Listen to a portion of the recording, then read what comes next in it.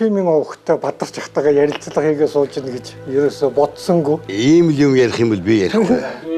Дээр үе чинь та нэг нэвтрүүлэг хийгээд л тийм ээ. Хүн гэж юмдан оршлонд бууж мордод буцахын цагт ухаардаг бололтой юм. Юуны өмнө би үзэгч төмний өмнө танаас хүлцэнгүүгээр одоо уучлалт хүсэх ёстой, хүнийхээ ёстой. Нэгэн цагт өвч шинжиж таны нэр хүндийг алдаж таныг үтгэж явсандаа хүлцэлчээ хүлээж авна. Тэр ч одоо хэдэн он блэ? Тийм ярина гэж одоо ойлоод охирсон уу хэрэг? 17 жилийн эксперт. Ингээ үзэгчид одоо энийг ойлгож явах намайг. Энэ жог курсаар өгөөд сүүлд нь шүүх хурал болоод шүүх хурлангууд батлаг бочтоор цагаатж байгаа.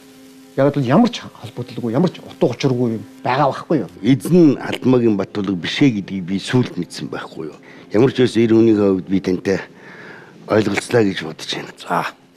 За би тэглээгээд бас өөртөө чинь ямар нэгэн байдлаар занал хийл бол янз бүрийн юм хийгээ. Ёстой байгаагүй шүү дээ. Тэгээ за яг энэ хизээ нэгэн цагт учир нь олдноо. Ер нь эцсийн мөлийг таргээд юу байхгүй. Надад өөрөө хэлсэн шүү дээ. Эр хүний замын үзэн урт гэдэг чинь дээ шүү дээ. 3 2 1 гэфир. Бусад үндэстэн ердөө 30 жил дүсрэнгүй хөгжиж чадаад байхад бидний алдагдсан 20 жилийн уг учир шалтгааныг бид ойлгож хөгжих үү? Москвагийн түүхий эдийн базаас Бээжингийн түүхий эдийн бааз болж хөгжлийн садаа болсон хэрэглэгч сэтгэхүйгэн өрх хүүхдүүдэн хүлээлгэн өгөх үү гэдгэн сонгох цаг ирлээ. Монголын радио хятадаар мэдлэхэд би үхнэ. Тэр өргөн нарийн төмөр замын тухай ярих юм байна. Хэн хэнээс ярих ах вэ ерөнхийд? За. Инээж байгаа л улсаа зардаг ийм усуд их байна. Ингэж ойлгож бишээ. Хин зах зээлийн өргөтгөж чадж байноу тэнд ноёрхож байдаг энэ л нөлөөллийн асуудал яригадаад байна шүү дээ. Ерөөсөө маргаан чирэх маргаан татах асуудал багт бишээ. Гал дээр шараад идчих мэдэх байх шүү. Та одоо их тайван надад хэлээд өглөө. Би нэг юм ойлгохгүй. Энэ бооны нохоо нутагт юу ярьд? За тусгаар тогтнол аюулгүй байдлын талаар ярихад яагаад заавал энэ сэдвийг засгийн газар тийм хүндүүртэй хүлээж авч хаах болвоо, хаах болсон шалтгаанаа юу гэж тайлбарлаваа гэдэг нэлийн эргэлзээтэй асуулт гарч ирээд байна. Тэгэхээр 2014 оны 6 сарын 25-нд үндсэндээ засгийн газрын мэдэгдлээрээд 26-нд холбогдох агентлагуудаас нь бичиг телевизэд шинэ нэвтрүүлгийг гаргавал телевизийнх нь лицензийг буюу эрхийг нь хурааж авч хаана гэсэн ийм мэдээлэлтэй ирүүлсэн байдаг. Энэ нь болохоор одоо арчсан үндсэн хууль батлагдсан 25 жилийн хугацаанд гарч байгаа анхны маш тийм бүдүүлэг одоо их балмад үйлдэл болж байгаа юм л да. Яагаад одоо жишээлбэл энэ нэвтрүүлгийг хаасан бэ гэдэг бол өнөөдөр сүүлийн үед өрнөж байгаа энэ үйл явдлууд бүгд нотолж шалтгаан харуулна. Энэ гэрээн дээр жишээлбэл одоо энэ 5-7 хоногтой холбоотой энэ зарим нэг Монгол улсын сайдуудын ихэлсэн энэ гэрээн дээр Монгол улсын төр засаг нь өөрсдөө үндсэн хуулинд заасан иргэдийн аюулгүй байдал, үндэсний аюулгүй байдлыг хангах, арга хэмжээ авах, эрхээ хүртэл хязгаарлуулсан энэ заалттай гэрээ хийх гэж сууж байна л да. Үүнийг одоо бас жилийн өмнө одоо 10 сарын өмнө Эрдэмтэн судлаачтайгаа бид хамтарч нэвтрүүлэг бэлдсэн. Эрдэмтэн судлаачт маань энэ аюул зондыг бол урьдчилж харж ирсэн. Бүтэн жилийн өмнө. Бид нь одоо энэ нэвтрүүлгийг хаасан энэ үйлдэлээр нь болохоор олон улсын хэвлэлийн мониторингийн байгууллагууд хандсан. Одоо энэ дугаараа бид дахин цацж тест үзүүлнэ. Үүгээр одоо Монголын төр засаг ямар хуу арга хэмжээ авч одоо хэвлэлийнхаа эрхчлөөний байрыг хэдэн байраар ухраах уу гэдгийг бол одоо энэ тоноолчны хийх үйлдэлээс харцгаая. Жилийн өмнө эрдэмтдийн, түүхчдийн анхааруулж, болгоомжлуулж, сэрэмжлүүлж байсан тэдгээр аюул зандал хийллүүд өнөөдөр боддороо хэрэгжиж гин үү, эсэрэгжиж гин үү гэдгийг нэвтрүүлгээс эргэж сөхөж үзцгээе. Түүх гэдэг бол ямар учиртай вэ гэж. Түүх гэдэг бол мэдээж өөрийгөө танихад өнгөрсөн түүхээ сайн мэдэх юм бол өнөөгөө өөрийгөө таньна гэж. Өнөөгөө таниад яах гэж байгаа гэхээр ирээдүйн зам мөрөн одоо гэрэл гэгээтэй зөв болоход учир байт юм аа. Түүхээ мэдэхгүй хүн түүнийг давтах хэрэгтэй гэж. Тэгэхээр төмөр зам бол 200 жилийн өмнө энэ хүндрэлтэнд эрэхтэй бол маш их багтаамжтай өндөр хэмжээний хүнд тээврүүдийг бий болгох одоо тийм л эхний лалхан байсан байдаг. За энэний дараагаар одоо чинь Монгол тавигдсан төмөр зам геополитикийн зорилгоо тавигдсан. Ачитэн манай зам ардын аж ахуйг хөгжүүлж эдийн засгийг баяжуулна. Урагшлаж байгаа улсыг нь улам түргэн мандуулна. Энэ бол Оросын эзэнт гүрний удаан хугацааны мөрөөдөл байсан 100 жилийн тэртээ бол өрөнд орныг холбох Сибирийн төмөр зам Орос орнд ямар ч ашиггүй байлаа ч гэсэн энэ замыг одоо чинь өрөнд орныг анх удаа олвсон. Ногдсон газрынхаа үр шимээр амьдрагч суурин ахуй соёлын төрөлттэй бэлчээрийн сайныг шилэн нутаглах нүүдэлчин ахуй соёл тулгарн орших тэсэж үлдэхийн төлөө бодлогон уралдуулж газар зүйн шатрын хөлөг дээр өөр өөрийн өрг нүүдлэн сэлгсээр 2014 он хүрсэн. Өвгөд дээдэс өргөн зөв үрж нүүдлэн бодолтой хийж ирсний ачаар өнөөгийн бид оршсоор байгаа билээ. Тэг бид нар бол түүхээ эргэж харах ёстой. Харахтаа бас ямар үеийнхээ түүхийг хэдийд нь бид нэр хэрэглэх юм бэ те? Бидэнд одоо туршлага юу байгаа юм бэ? Төмөр зам гэдэг үгтэй монголчууд хизээ танилцсан. Төмөр зам гэдэг юм байдсан бэ гэдэг малчин монгол хүн нүүдэлчин монголчууд хизээ мэдсэн бэ гэдэг нь түүхэн хувьд бол нэлээд урагш байгаа. 100 жилээс ч урагш байгаа. Өөрөөр хэлбэл 19 дэх зууны сүүлээс ярьж болно. Төмөр зам тавигцаар хүмүүсийн хоорондын харилцаа нэмэгддэг, эдийн засгийн харилцаа хөгжиж байдаг энэ сайн талыг бол мэдэж байсан. Оросын худалдаачид бол Монголд бол өргөн нэвтэрж эхэлж байгаа. 19 дэх зууны сүүл 20 дугаар зууны ихэр хэрвээ Монгол төмөр зам тавьчих юм бол Оросууд Монголоос зөөж исэн тэр бараага 500 дахин хямдруулж болно гэсэн тооцоо хийсэн байдаг байхгүй. Төмөр зам тавих юм бол Оросуудад ийм ашиг орох нь шүү дээ. 1870-аас 1900 оны хооронд 1870-аас 1920 оны хооронд Монголд Оросын 100 гаруй экспедиц ирсэн байдаг. Олон янзын чиглэлийн байгалийн, газар зүйн, эдийн засгийн, цэргийн. Тэгэхээр энэ бүх экспедицийн судалгаа юу хэлж байгаа юм хэрэг зэрэг ерөөсөөр төмөр зам барих бүс нутаг хаана байж болох вэ? Тэнд ямар ашигтай тэр бүх судалгаанууд явж байгаа байхгүй юу? Ядахна Монгол дээр тавихаа бай гэхэд Монголын хэрд ойрт тулъя. Ирхүү төмөр зам тавь. Тэгээ өөрөөр хэлбэл ер нь бол одоо Монголын төмөр замын асуудал бол хаант Оросын төмөр зам барьсан тэр Дорн Сибирийн төмөр зам барьсан асуудлаас бүр салгаж ойлгож болохгүй асуудал байгаа. Тэгээ Оросууд бол анх төмөр замаа яаж барьсан хэр зэрэг тэр нэг Сибирийн төмөр замыг тавьж байгаа шүү дээ. Тэгэж тавихтаа Оросууд гол замаа тавьчих, тэндээсээ салаалаад эрхүү хүртэл тавь, эрхүүгээс цаашаа хягт хүртэл тавь, дараад нь хягтаас хүрээ гэж бүр ийм алсын бодлоготой тэр төмөр зам одоо энэ Транссибирийн төмөр зам гэдэг шүү дээ. Энэ хэдэн онд анх байгуулагдчихсан эхэлсэн. Энэ чинь 1891 оны асуудал шүү дээ. 1891 оны асуудал. Энэ Транссибирийн төмөр замыг барихын тулд бүр эзэн хаан өөрийнхөө хүүг хүртэл тэрийг хариуцлага дараагаар тавьж тийм их анхаарал хандуулж исэн ийм асуудал байдсан шүү дээ. Гэтэл яг энэ үед бол олон улсын тэр их гүрнүүд шүү дээ. Англи Америкийн синдикатууд нийлээд төмөр зам тавья. Төмөр замыг яа тавих вэ зэрэг нөгөө шар мөрний ирэг дээр байгаа Чинчоу гэдэг хотоос амар мөрний ирэг хүртэл төмөр зам тавья гэж одоо тэр төсөл гаргаж байгаа байхгүй. Тэдний тавьсан тэр санал Оросын эрх ашиг, Японы эрх ашигт харшилж байгаа. Энэ хэд онд болж байгаа юм бол? Энэ чинь болохоор зэрэг 1910 оны юмнууд яригддаг шүү дээ. 10 онд л одоо тэр төмөр замд тавих гал дэлхийн бүх улс орнууд яриад. Хэдийгээр Монгол орн манжин иргэшэлд байсан ч гэсэн тэр дэлхийн зах зээлийн системд татагдаад орчихсон тэр төмөр зам гэлдэг ойлголт нь хэдийгээр Монголын улсууд өөрсдөө бие дааж оролцох байсан ч дээгүүр нь даваад бидний тухай асуудал яригдаад байгаа л байхгүй. Монголын төр засаг өөрөө ямар юм хийж ирсэн юм бэ? За Оросууд хамаалаа дээгүүр нь ингээл яриад байж, Хятадууд яриад байж, Англи Америкууд яриад байж. Яг ингэж эдгээр бидрээс даваад энэ төмөр зам гэдэг юмыг яриад байна гэдгийг монголчууд ойлгож ирсэн байхгүй. Өөрөөр хэлбэл Монголд 11 оны үндэсний эрх чөлөөний хувьсгал гэдэг чинь зүгээр л нэг хаант Орос зөвшөөрчөөр л бидний чинь нэг төр усаа байгуулсан юм биш байхгүй. Төмөр зам энэ зүүнийхэр Монгол улсыг тусгаар тогтнолон дахин олж явах түүхэн боломжийн зам болсон бол манжичин гүрний дорейтон унах зам нь болж байсан юм. Харин 100 жилийн дараа өнөөдөр монголчууд бидний хувьд эдийн засгийн бүрэн тусгаар тогтнолд нарийн өргөн цэргийн аль наар нь хүрэх вэ гэдэг асуултыг төмөр зам түүхийн өргө дээр дахин бидэнд тавилаа. Хүн тачаата замнлын галтгийг нааш гэртээ 10 цаг наалнаад яваа. Гэтэл яг ингэ шинээр байгуулахдаа монголчууд Оросоос тусламж гуйхдаа дандаа хүнээс юм гар тусаж гуйдаггүй. Тэдэнд хэрэгтэй байгаа юмыг мэдчихэж байгаа байхгүй. Оросд бид нар их улсыг дагаж бага улс оршин тогтнодог олон улсын гэрээ ёсоор бид нар манжаас салъя. Бид төрөнд тусгаар тогтнуулъя. Та нар бидэнд тусал. Та нар манай төмөр замаа байгуул. Та нар манай худалдаагаа байгуул. Өөрөөр харилцан ашигтай тийм тавьж байгаа байхгүй. Монголчууд тусгай тогтнолоо зарласан 1911 оноос аваад гэх юм бол бид нар ямар ч гэсэн 20 дугаар зууны дэлхийн түүхийн тавсан дахиад гараад ирлээ шүү дээ монголчууд. 100 жил бид нар одоо хүндрэл бэрхшээлийг туулаад хөгжил доройтлыг үзээд үе үеийн төрийн зүтгэлтнүүд энэ хоёр том гүрний дунд геополитикийн бид нэр бас том тоглолт хийгээд л ирсэн байхгүй. Өнөөдөр бид нэр зөв тоглолт. Өнөөдөр бид нар монголчууд өөрсдөө голох ёсгүй байхгүй юу?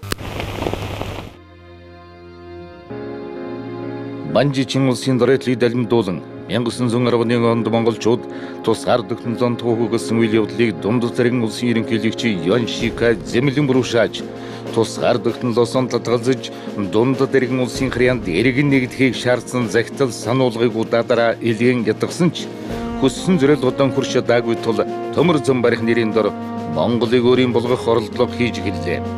Үүний урьдчилан болгож эд материалын хомсдолд оруулж хямраахыг зорилоо. Үүний дараа 2 жил орчмын хугацаанд Хятадын хаалган хотоос Ар Монгол руу нэг ч жингийн цуваа гаргаагүйгээс Монголд цай урилын үний 3 дахин өсч гажигдал хомсдол дүүрлээ. Түүнээс ердөө 2 жилийн өмнө олноо өргөгдсөний анх дугаар оноо тун хуглан заралцгааж төрөлсийн хаан эзэн мэдих хэрэгээр багтан хөөрч байсан монголчууд тусгаар тогтнолон үгүйсгэн Бээжингийн талыг баримтлагч ноёдын хатгаасаар ханд Чингиван сайн ноён хан тэргүүтнийг зөвхөн зэмэлсгэж чин сэтгэлтэй гүн харчин баян төмрийн хайсан гадуурхсаар өвөр Монгол руу зостын чуулганд нь буцаалаа. Британий армийн дэслэгч Джеральд Чарльз Бинстед Монгол дайсан тэмдэглэлдэн замын туршид ямар ч худалдаа намаа таарсангүй. 1913 дугаар оны намрын ихэнх хүртэл халахад бараа хомсдох боллоо. Оросын худалдаа хангаж дийлэхгүй байв. Хүрээний засгийн газар буулт хийснээр 13 оны 10 дугаар сард Хятадын жингийн цуваа хаалганаар дамжин ирэх боллоо гэсэн байдгийг. Хятадын одоо энэ хувьсгалын үндэслэгч Хятадын одоо анхны ерөнхийлөгч байна уу тэр Сүн Яцен гэж. Хувьсгалч 12 онд энэ Хятадын үндэсний төмөр замын бодлогыг гаргасан юм байна. 1912 онд.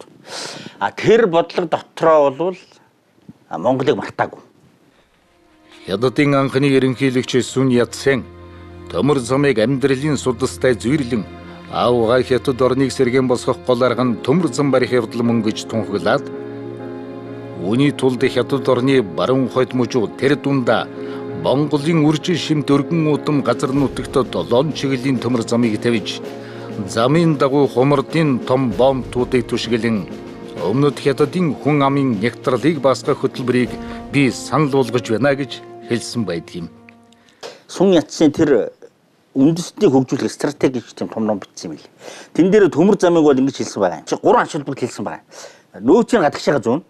Хоёрдугаар тэр төмөр замын дагуух газрын үнэлэмж хүсдэг гинэ. Гэхдээ тэрийг дагаад хэлсэн юмнууд нь бол бид нар яг бодох ёстой зүйл. Зам дагаад яг мэдээж худалдаа арилжаа хөгжихийн хэрээр тэр суурьшлын бүсүүд бий болно гэж байна. Тэр суурьшлын бүс чинь өөрөө тэр тэлэх бодлогын эхлэл шүү дээ. Тийм яг одоо эдис тулгуур. Өөрөөр хэлбэл Чайна таун байгуулагдахын эхлэл нь тэр байна. Төмөр зам гэдэг бол өөрөө хоёр талтай юм. Нэгт бол эдийн засгийг хөгжүүлж яадаг, холбоо харилцааг сайжруулж яадаг, зах зээлийн хооронд нь холбож байдаг юм сайн талтай. Нэгдүгээр. Адил яг нөгөө талаараа болохоор зэрэг нөгөө тэргүүлэгч бүрэнд бол газар нутгийг нь тэлэх боломжийг олгож яадаг байхгүй. Тийм учраас энэ дээр бол маш нарийн бодлоготой, маш тийм одоо юу гэмтэ цензуртай хандж ижил тэр асуудлыг оруулж ирэхийг Монголын төрөлсгийн удирдлагч ойлгож ирсэн. Өөрөөр хэлбэл энэ дээр бол их л тийм болгоомжтой хандах ёстой. Мэдээж хөгжил дагуулж байгаа нь үнэн. Гэхдээ бас тэрийг дагсан сөрөг зүйлүүд орж ирж байгаа гэдгийг тэр үеийн удирдагчид, тэр үеийн монголчууд бас ойлгож ирсэн л да. Дундад иргэн улсын дааж унтнаас шаардах бичиг ирүүлж хаалган бомтоос хүрээ хүртэл төмөр зам тавих шаардлагад хариу өгөхийг сануулсныг оройн дээд наран гэрэлт түмэн наст богд эзэн та болгоон айлтануу. Одоогоос 20-од жилийн өмнө цагаагч нь туулай жилд өвөр Монголын зостын чуулганд зам тавьж явсан Хятад тариачид хүнийг нь алж газрыг нь булаая хэмээн Монгол ахын дүүсийг маань голомтоор нь хядаж байсныг умартвал энэ мэт гамшиг түмэн олон шав нарт нүүрлэж хожимон харавсавч сэхэр хэрэг түмэнтэй намжлавч барагдахааргүй нүгэл бий болох вэ. 10-аад жилийн өмнө баддаргуулт төрийн үед хаалган хүрээ хоёрын хоорондоо тавихаар хэлцэгдэж байсан төмөр замыг сайн ноён хан ханд Чингиван тэргүүтээ хэдэн самуун ван ноёд тусгаар улсын эзэн мэдих эрх хэмээж хоосон ашиг сүрээр саатуулснаас болж олон шав хошуудыг идэх өмсгөр хомсдуулж зовоосон шүү дээ. Үнэн дээр тэр тусгаар улсын эзэн мэдэх эрхгэгч хоосон нэрээ идэж 8 жил тарчиг татуу явлаа шүү дээ. Энэ мэтэр явхаар их гүрнийг дагваас төмөн олон хөл хөсөр гар газарт идэх өмсгөөр дутахгүй амгалан болохын учир дундад иргэн улсаас ашиг худалдааны төмөр зам тавих завшааныг алдалгүй шамдаваас зохилтой яваа. Хаалтаа хаалгүй өнжих нь өнөөгийн бидний явдал. Монгол төр мөнхөд оршин буйн учир өнөө бид хотоодны гачаалаас болж хойчин ирээдүйд цөм суулгахгүй хэмээн би имэж байна. Төлөөний төшөм чингээ болон тэрнийг дагагч зарим ноёдын үгээр бол төмөр зам нь өдөртөн 10 жингийн цуваатай тэнцэх ачааг тээвэрлэх ачтай тустай боловч өнгөрсөн жилээс хаалган хотын бомтын иргэн улсын 8-ачны аманд орж ямд төсөр зардаг арис шир адуу мал маань 10 хормын дотор тэрнээс ч баг үнээр зарагдахгүй хэмээн бодно. Бадаргуулт төрийн үеэс Бээжинд өгч байсан хариугаан мөн одоо дундад иргэн улсын дааж унтад хэвээр нь өгдөггүй. Тавих цаг нь болоогүй. Энэ бол мэдээж геополитик геостратеги үүднээс хандж байгаа хэрэг л дээ. Тий. За тэгээд ийм бодлого бол энэ үеэс ихтэй явтаа. За тэгээд энэ үед бол ямар юм яригддаг вэхээр урдлаас бол одоо ингээ хаалган хүрээ хаагтгсан одоо төмөр зам 50 гэж одоо урдаас зам 50 эхэлсэн. Тэгээ богд бол тэр үед дуртай биш байсан гэж. Ягаад гэхээр энийг дагаад хаттын соёл орж ирнэ. Бид бол урдлаас одоо салж байгаа. Байдал хэрэг. Санснаар бүтсэн бай. Жалхан цодогт мандсэр hodогт нарын үгийг таашааж байна. Тийм ээ. Одохгүй автономид эрхээсээ татгалцсан загтлыг дундад иргэн улсын их жунтанд илгээн. Хааштай төмөр зам тавих эрхийг дундад иргэн улс шийтгэх мэдэх тухай чиний мэдүүлэн тохирсон байгаа.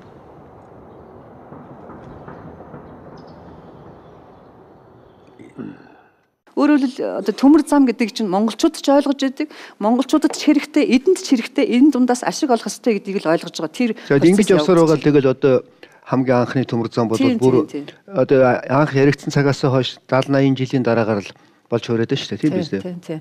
1949 онд Улаанбаатар төмөр замыг ашиглалтанд өхийн өмнө 26-наас 29-ний өдөр Бүгд найрамд Монгол Ард улсын ерөнхий сайд маршал Чавелсон Зөвлөлбөт улсаас Бүгд найрамд Монгол Ард улс сууж исэн элчин төлөөгч Приходов хоёр шалгалт хийгээд ерөнхий сайдын хэлсэн үг бол энэ зам бол Монгол улсын хөгжил дэвшлийн зам болно. 1949 оны 11-р сарын 7-ны өдөр анх удаа Улаанбаатар хотод анхны галт тэрэг орж ирсэн. Та санаж байгаа шүү дээ. Сталины зурагтай тий. Галт тэрэг биш чи паровоз орж ирж байгаа.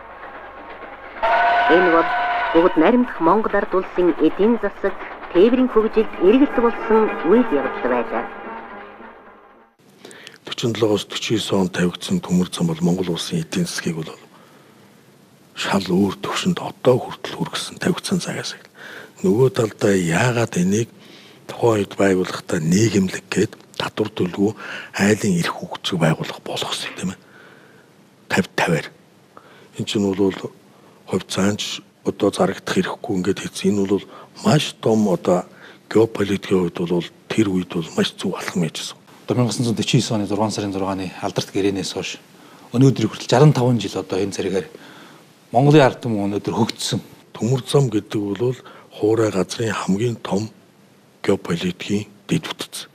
100 жилийн өмнөх монголчуудад түүхийдэн зөөх төмөр замыг урагшаагаан татах уу үгүй юу гэсэн асуултын хариуг өгөх мөчөд тулгарч яг л одоогийн шиг маргаан зөрчил дунд хэлэлцэгдэж байлаа. Тэр цагт ашгийг биш алсыг харсан дээдс маань үгүй гэдэг хариуг өгч чадсан байдгийг. Харин өнөөдөр унсан нэр хүнд баллаж сүйтгэсэн улс орныхон өмнө хүнд байдалд орсон эрх баригчид харамян хохоолох ихтэй тим гэж хэлэх гэж байна. Хэвлэл техникээ дэлгэсэн анхаарал хандуулахыг хүсэж байна. Одоо ер нь тун удахгүй манад 3-4 чиглэлээр юм нарийн төмөр зам тавих гад их хурлын шийтгэж байна гэж байна. Тэр тавих гэж байгаа чиглэлийн зургийг би энэ хэний Сүн Яцсины гаргаж ирсэн зурагтай ингээд давхцуудад үзэхээр яг таарч. Манай нөхдүүдийн хийгээд байгаа зурагтай ингээд давхцуулна шүү дээ, тий. Тэгэхээр яг байж байгаа. Би яст яв хараа зэр байгаад яг ирж явж яах юм бэ? Тэгээ дотроо 102 жилийн л одоо тий. Дээ. Би тэгэхээр тэр үед миний гайхсан юм. Тэр үед оюутлогоод ямар нэгэн байгааг тэр яаж мэдчихсэн юм. Сон багаад байхгүй. Нарийн Сухатад мөрс байсныг яаж мэдсэн тий. Өөрөөр хэлбэл тэр хүн 1912 онд бодож байсан зүйлийг бид нэр одоо ингээ гүйцээж байна. Одоо бид манай урд төрчүүд нэг юм гайхамшигтай шин чанар байдаг. Миллиард 200 сая хүн маш дуулууртай, сахилга баттай, хариуцлагатай, даруй энэ ард түмэн өнөөдөр ажилдуржүүлсэн. Ямар ч хувцас альж улс оронд авсан Made in China байгаа. Юу гэхээр үндэсний онцлог хүлээдэг. Заавал одоо гэл адгаал ингээд ахгүй тий. Тохиромжтой цагийг хүлээгээл хэвдчихдэг. Одоо ямхаар ахих гэдэг байгаа ш. Ингээл яваад тий. Тэр тохиромжтой цаг нь одоо болцсон юм шиг.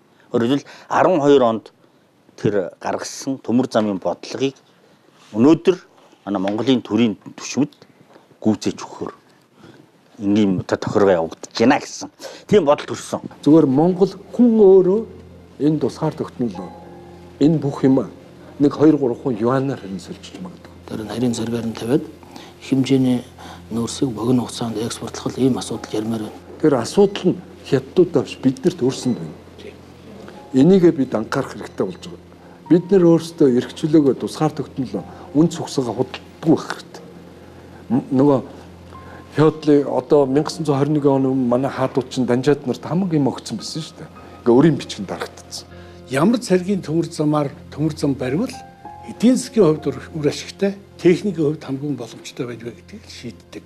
Тэрнээс биш их хурл засгийн газар бол төмөр замаа бариа гэдэг шийдвэрэл гаргах ёстой. Тэгээ ер нь инээж байгаа л улсаа зардаг ийм улсууд их байна. Сүхбаатар ДСБ Тонголох сайхан Сүхбаатар өртөөнөөс 2601-р галт тэрэг 21 цаг 00-д явлаа. За мэдлээ. Одоо энэ нарийн төмөр зам тавихаар ямар юм үүсэх вэ гэхээр ийм байлээ. Энд чинь нөгөө зүүн баруун хүрдтэй машин гэдэг шиг стандарт нь 2 өөр юм байна. Манай төмөр замчд бол нөгөө Орос стандартаар зурдаг төмөр замаараа. Тэгэхээр нарийн төмөр зам руу очихоор дохио зангаан хүртэл өөр болоод тэр нь болохоор бэлтгэдэггүй. Бэлтгэдэггүй болохоор яах вэ гэхээр бэлнээр нь хятад төмөр замын ажилчид. Ажилтны мэрэгжилтэнгүүд ирнэ гэсэн үг шүү дээ. Тэр нь бол баталгаатай. Хятадын технологи орж ирнэ. Тантай нэгдсэн сүлжээнд орно. Тэнд ажиллах хүчний асуудал шийдэгдэнэ. Хятад төмөр зам ажилтаа бэлдэн хятад инженер техник ажилчид маш орж ирнэ гэсэн ийм л бот байдал. Нарийн цэргийн төмөр зам ашиглаж эхлэх юм бол цааш болсон хүчний асуудал, цаг хугацаа, эдийн засаг гэдэг их л хугацаа шаарддаг байх та. Нөгөө замын найруулагч биш байд юм шүү дээ. Одоо чи тэдгээр зам, чи эдгээр зам гэж хэлдэг хүн нь хятад хэлтэй байх болж эхэлж байгаа. Яг бол тэдгээр бол монгол хэлдэггүй шүү дээ. Яг миний бодлоор нарийн цэргийн төмөр зам тавихад одоо шинэ болсон хүчин бэлдэх асуудал байж гин.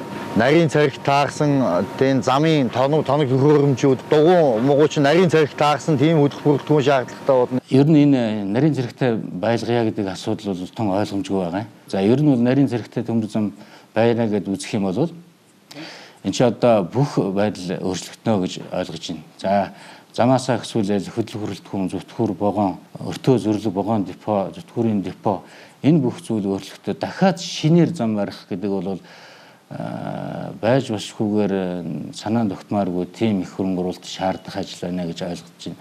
Манай сургууль маань 1435 мм-ийн цавьтай төмөр замыг барихад хугацаа хэр зэрэг хэрэгтэй гэдгийг хэлж чадахгүй нь. Яагаад гэвэл энэтэй холбогдлолтой сурагчид оюутнуудаа мэдлэг өгөх бидний яг суур үндсэн хэрэглэгдэх хүн байхгүй. 1435 мм одоо дахин суралцахад бол сургалтын одоо бааз бидэнд одоо зааж байгаа өгж байгаа босод энэ мэдлэг бол тун хомос байгаа шүү дээ. 98 оноос хойш сураад одоо хүртэл ингэ сурж байна.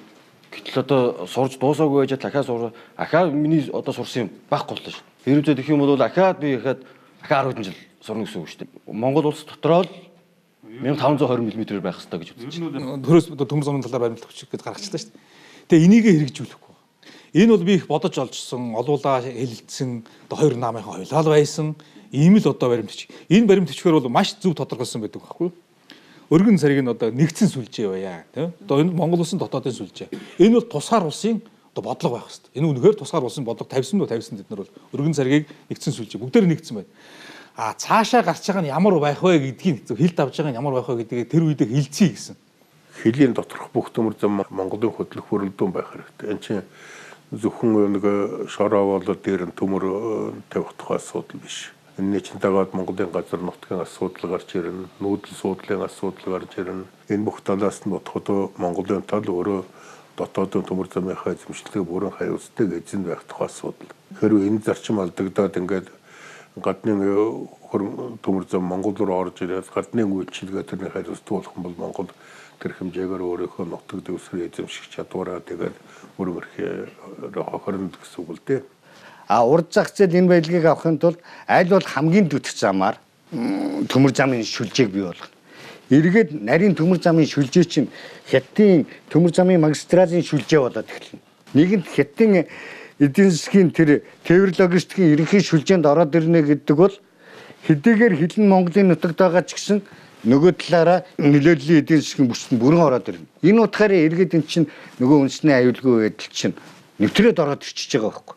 Одоо бид нарыг сэлэн бариад бенто бариад гүөх юм бол хүн бид нартай байлдахгүй зүгээр гайхгүй. Энэ одоо яг гэж юм бол гэдэг. Төрмгийл гэдэг бол заавал цэр зэвсгийн хүчийг байдгүй. Одоо орчин үед бол тийм болчиход байна. Хуучин бол зэвсгэлээд хүчтэй орж байгаа байдлаар ингээд азамтгий. Одоо бол тийм соёлын хүний төрмгийл аажим бий болчихлоо. Яг тэгэхээр энэ нөлөөллийн бүс чинь энэ хүрээ чинь нүдэнд үзэгдэж чихэн сонсогдохгүй. Гард баригдахгүй. Үнэхээр одоо урд зүгээс ингээд одоо 100 сая ч гэдэм 100 мянган хүн орж ирнэ. 10 жилийн даг 200 мянган болчихно. Үсч өржээд.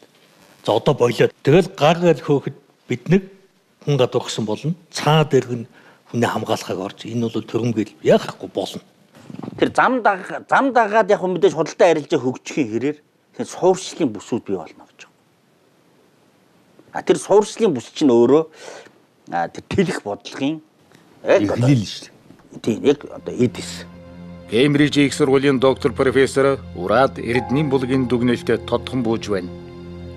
Булаг 2013 оны 8 дугаар сарын 21-нд Улаанбаатар тавьсан илтгэлдэн Хятад хан хэрэм босгон өөрийг хамгаалах хориглох байр суурьтай улсаас зам барих замаар гадагшаах тэлэлтэн хэрэгжүүлдэг улс болон хуурч байна гэж хэлсэн. Энэ үгийг бодох тусам хэрэгжиж бодиттой болж байгаа жишээг Монгол орны хаанаас ч олж болох болжээ. Юанаар 8 ээж гэдэг тэр тийм юаны дэлгүүр байдаг юм. Албан ёсоор одоо төгөргийг ошоохгүй юанаар 8 ээж тийм юм байх уу? А цагаан хадан дээр бол байдаг. Тийм үү? Тийм дэлгүүрүүд бол байдаг. Ер нь яг харьцангуй бас яон орж ирэх юм бас өмнө хэлийн дагуу ойрхон байдаг болохоор тэгээд хотод орж ирэхлээр Монгол хөрөг авчихгүй яон авах уу яоноор 8 ээж гэл. Тэгэхээр бол тэрний аваад тухайн ханшаанд биднээс авч байгаа.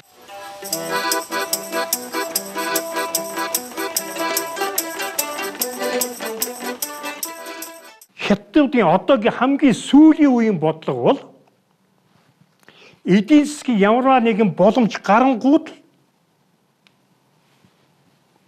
Монголыг одоо өөр юм мэдэл авах бодлоо. Энийг бол элен далангүй судалгааны сэтгүүлийг бичиж байгаа. Би зүгээр бодоод байгаа юм л да. Саяхан тэр Балмасов гэдэг Оросын нэг нөхрийн бичсэн нийтлэл тий. Яагаад байгаа шүү дээ тий. Тэн дээр бол их аюултай юм. жилээс жилд Монголын эдийн засаг хятадын эдийн засагтай холбогдож байна.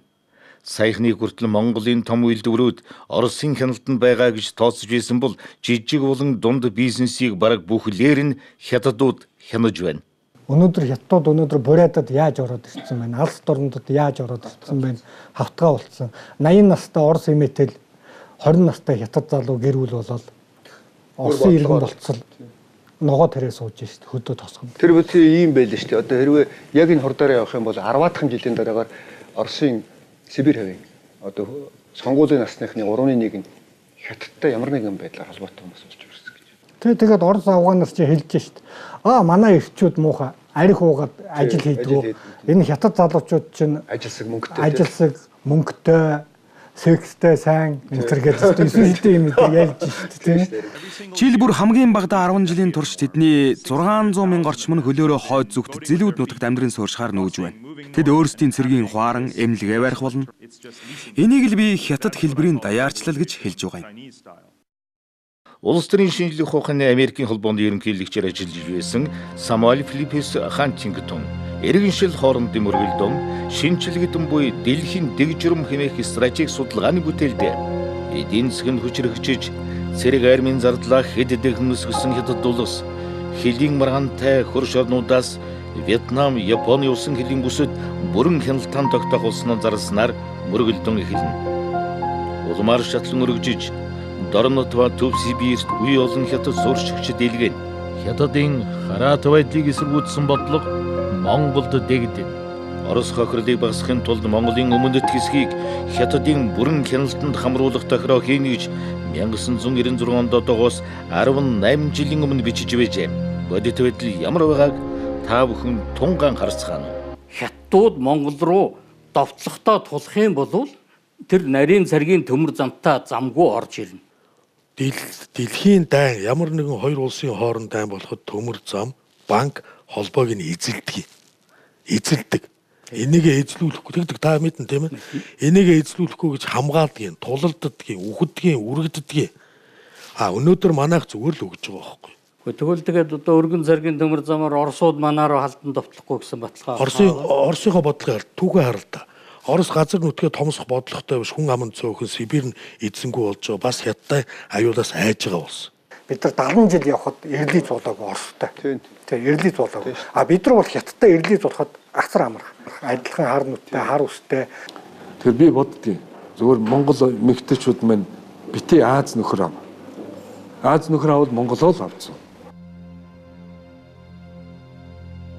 Хэрэглэх сэтгэхүйтэй нүүдэлч монголчуудыг үйлдвэрлэгч бүтээгч сэтгэхүйд сургаснаар хятадын цэрэг дайны аюул цөмийн шинжтэй болохын үрдчлэн харж уусгах тэлэх бодлого соёлын зөрчлөөс үс хүндэстэн хоорондын зөрчлийн голомт болон Монгол орондоо 150 жил орсон олон хятад иргэдтэй сууринг нүүлгэн буцааж уусгах аюулыг тасал зуулж чадсанараа юмжагийн цэдэн бол Монгол үндэстний түүхэнд мөнхөд дурсагдах үйлсний нэг нь болсон юм. Хятадууд олон зуун жил эртээр үеэс уламжилж ирснийг айхтар ёс вэ. Хятадын эзэн хаан эзэн авахаар санаарч байгаа нутаг уу эзэн авсан нутаг дэвсгэр дээрээ гэж байгаа. Дуулах уу бүжиглдэг. Гэтэл манад энэ явдал болсон. Баг банdig ерөнхийлөгчийг байхад хэд он Жинзэмийн манад ирээд дуулаж бүжиглсэн. Одоо 20 жилийн дараа энэ хүн ирэх гэж байна. Ер нь хар хайрцны бодлого байдаг юм манай төрд. Тэр урд нь бол бас бодлого байсан юм байл. Тийм төрмөл Монгол ухаантай ийм хэсэг төрийн хүмүүс байсан баг альч үед. Манжи үеч байсан, 21 онч байсан, 91 онч байсан баггүй 91 хүртэл. Тэр хүмүүсийн буйнаар бодлогыг бол бариад тэтрэн заримдаа арчигдаад, заримдаа шахагдаад, заримдаа алгадаад ингээд бодлого бол яваад л байсан баг. Ямар ч бас ингээд зууралд 91 оноос тасарсан баггүй. Үнэхээр би одоо тэгэж хэлэхээс зовхгүй байна. Одоо нэгэн тэрэнд оролцсон учраас яагаад тасарсан? Хэсэг одоо би өөрөө тэнд орно шүү дээ. Бид нар гэдэг хэсэг юу ч мэдэхгүй нөхдүүд тусгаар болцсон. Өөртөө сая дарга гишүүн байгуулан гишүүн болоод гэсэн. Тэгсэн чинь л уучраа мэддэг байсан. Улсын нууц гэдэг юм болгож одоо энэ зах зээлийн нийгэмд аваачаад тодорхой хүрээнийхэн тодорхой бүлгэлүүд өөрсдийнхөө ашиг сонирхлоор ашиглаж эхэлсэн. Тануулан байгууллага гэж жишээ авъя. Хамгийн их дарга солигдсон байгууллага тануулан байгууллага. хамгийн их мэдээлэл хэнд байдаг вэ? Тагнуулын байгууллаганд дарахтай байдаг. Яагаад тагнуулын байгууллагууд гэж ойрхон сольж байна? Ямар учиртай байх вэ? Үндэсний аюулгүй байдал чинь холбоо, төмөр зам, банк гэж ярьдаг. Гэтэл бид өнөөдөр их аюултай байдалд орчод байгаа юм биш үү? Тухайд бол одоо холбоонд гэдэг нэг чинь хятадын ZTE гэдэг компани тоног хөрөмжүүдэд хийчлээ шүү дээ сая 2-3 жил. Гэтэл үүнийг одоо Франц, Англи одоо Америкийн тагнуулын төв газрынхан бол шууд мэдээлэл гаргасан. ZTE компани энэ дахин дамжуулалт хөрөмжүүдэд нь болохоор өөрсдөө мэдээллийг хуулан тусгай файлаар ингээд мэдээлдэг байна. Тийм учраас үүнийг бол одоо төрийн албаны харилцаа албаа үндэсний аюулгүй байдлын үүднээс энийг бол хэрэглэхийг хариулж байна гэдэг анхаарал гаргацсан. Гэтэл бол манайхан өөрсдөө тэрийг аваад ерөөсөө шууд бүх шатнд хэрэглэсэн байна. Гэтэл үүн дээр одоо шил манай тагнуулын байгууллага зөвлөмж гаргадаг юм уу? Гадаад харилцааны яам одоо зөвлөмж гаргадаг юм уу? Энийг одоо хэн ингэж шийдэд байгаа? Тий, холбооны. Тэр бол энэ бол бүхэлдээ буруу юм аа. Бага үндээс ихтэй юм аа. Гэтэл сая банк оруулж ийн гэж ярьсан шүү дээ. Наад банкнаас одоо бүр манай Монголын нэлээд том нэртэй банкир хэлж байна л шүү дээ өөрөө. За ер нь баг эрхчлөлттэй гэж өнгөрч улсгалан явснаас затгалан хамааралтай амьдцгаа гэдэг ингээ өөрөөсөн байл. Хятадын банк орж дэлхийд дөрвд ордог банк нь орж ирлээ. Энэ бас болохгүй. Эдийн засгийн асуудал манай арилжааны банкуудад хүн дээр тусан шүү. Эдийн засаг ер нь өөр тийшээ эргэх байхаа. Яагаад одоо тэгж байгаа? Үгүй надаас өөр амьтад энэ дээр үйдэг юм хайш юм бэ? Хохот холбот Монгол мен бүрст дэлхийд голомтоо бадран дэвчмэ. Энэ одоо системтэй л одоо их хайхтай том бодлого гэж харагдаад байгаа. Одоо шинэ өмнөд төршийн одоо уламжлалт бол гайхалтай байхгүй. Одоо бид нар ингээд будаатай шаацсан гэдэг тий. Тэрийг ингээд яаж хийсэн ингээд судалсан юм байна. Тэгэнгүүт уг нь бол хингийн билээ. Яг нь тусгай найрлагатай юм шавар байна. Тэр ингээд зурж чагаад усан тийгээд тэгээ 300 жил. Миний хүүхдийн үгд үтгэхгүй. 300 жилийн дараа хүний үеэр бол 5-6 үеийн дараах хүн. Энэ нөгөө өвөгийн зурсан шаврын гинлээ гэл. Нөгөө шаазантай ингээд шигтгэнэ шүү дээ юм. Өөрөөр тэгж их хол бодоод зүгээр энэ одоо бид энүүгрээд бодоод ш өнөөдөр нэг хямрал болцсон хэдэн төгрөг хэрэгтэй гэж бодох биш. Тэднэр шиг юм урт бодвол яасан юм бэ гэж чахгүй. Гэхдээ энэ өнөөдөр биднээс өнөөдөр их богинохон бодож буруу биш. Саадуулч биднээс их богинохон бодох яг тэр юм авилж шээ тий. Бас магадгүй бас тэгж харагдахаар юм байл ингээл чалко ингээл зүгээр зээл өгөөл тий. 250-ыг аваа хэрглэж гэл тий. Авцны дараагаас энэ ариун өмтөд тохирчиж гээл те. Одоо буулга түүл байлээ. Ингээл хавдаад байгаа байхгүй те. Одоо тэрэн шиг ингээ одоо чи 10 тэрбумыг амлаад байгаа гэж байна. 10 тэрбум чинь сая бондор 1.5-ыг авсан. Тэгтэл одоо ингээл захад цацаал цалигдаа шүү дээ те. 10 дахин хөнгөө. Тэгэхээр эн чинь энийг дагаад их тийм завхарлууд явагдана. Хуучин бол аюулаас хамгаалагч нэрлэдэг байсан. Дараа нь аюулгүй байдлыг хангах гэж нэрлэж эхэлсэн. Өөрөөр хэлэх юм бол хийсэн ч болно, хийгээгүй ч болно. Ингээд энэс эрэхтэр яаж юм бол нөгөө нэг хамгаалалтын тогтолцоо байх нь аюулгүй байдлыг хангадаг систем маань тогтолцоо маань өөрөө байхгүй болоод бүх механизм нэвтрэнгуут юу болж байна вэ? Эзгүүрд бий болж байгаа. Маш одоо богино хугацаанд төмөр замаа дээр нарийн зэргээр нь тавиад хэмжээний нөөцийг богино хугацаанд экспортлох ийм асуудал ярмаар байна. Ард түмнийхээ итгэлээр одоо эрхийг хэрэгжүүлнэ гэсэн хүмүүс бол ерөөсөө бүх юм эзгүүрүүлж хүчхүүдүүлээд тэгээд гадныханд бол ерөөсөө бүх юмыг оруулж ирэх нээлттэй үд хаалга нээгт өгч байгаа. Одоо энэ үд хаалга нээгтээ бүр сайхан нээж өгч байна. Улаанбаатар замын явууд Ирээн Бээж гэсэн төмөр замын ганцхан төмөр зам байсан бол одоо дээр нь 7-ог нэмж байна. Өөрөөр та нар нэг хаалга битгий ороо. Тэгээд нэг хаалгыг ядаж чи хараа сууж иж болдог да тийм үү. Гэт одоо 8 хаалга яаж харах уу? Тэгэхээр өнөөдөр бид нарийн цариг ороод ирэх юм бол тэр зам бол мухар байх юм. Мухар гэдэг нь уурхаа руу ачлаа. Уурхаа руу нарийн цариг орлоо. Уурхаагаас баялагийг ачаад явлаа. Тэнд боловсруулах үйлдвэр гэдэг юм ойлголт байхгүй. Ерөнхийдөө бол 7 юм уу 8 газраар ийм мухар нарийн цариг төлөвлөсөн байдаг. Энэ бол цэвэр бизнес, эдийн засаг, энэ бол цэвэр одоо үр ашигын асуудал шүү дээ. Ерөөсөө бид үр ашигтай ажиллаж ижил тэндээс мөнгө болно шүү дээ. Бүхэл юм зоосоор.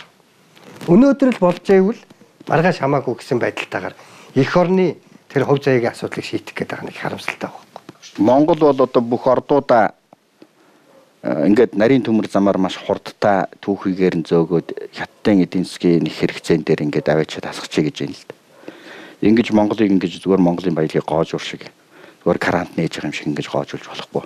Энэ Монгол улсын баялаг маань энэ дотор байна. Одоо ингээд замуудын бомбт ингээд гоожж байгаас энийг 8 болгоё. 1 2 3 4 Ингээд улс орны хил хязгаарлуу чимээгүй яваад ингээд аалт шиг байгаа төмөрзөн ороод ирдэг. Тэрүүгээр л хамаг баялгаа май гэж өгчгөөд би өнөөдөр яах гэж яриад байгаа. Та бүдээр яах гэж бухимдаад байгаа. Тэм үү? Яах гэж өнөөдөр ингэж хилж зогсоод байгаа. Юм болохгүй болчихлоо байна гэдгийг мэдрээд байгаа учраас энд ирээд сууж байгаа байхгүй юу? Тэгээ өнөөдрийн байж байгаа улс төр бол бид нарыг дайлж өнгөрч байна. Энд бол эмзэглэхгүй хүн нэг чалга. Гайхмаар үйлдэлүүдээр бидний дундуур өнгөрч байгаа. Өөрөөр хэлбэл өнөөдөр бид нар уламжилгүй, хүн чанаргүй, мөн чанаргүй төрийн дор амьдарч байгаагаа бүр их хатуу ойлгож байна. Тийм байна.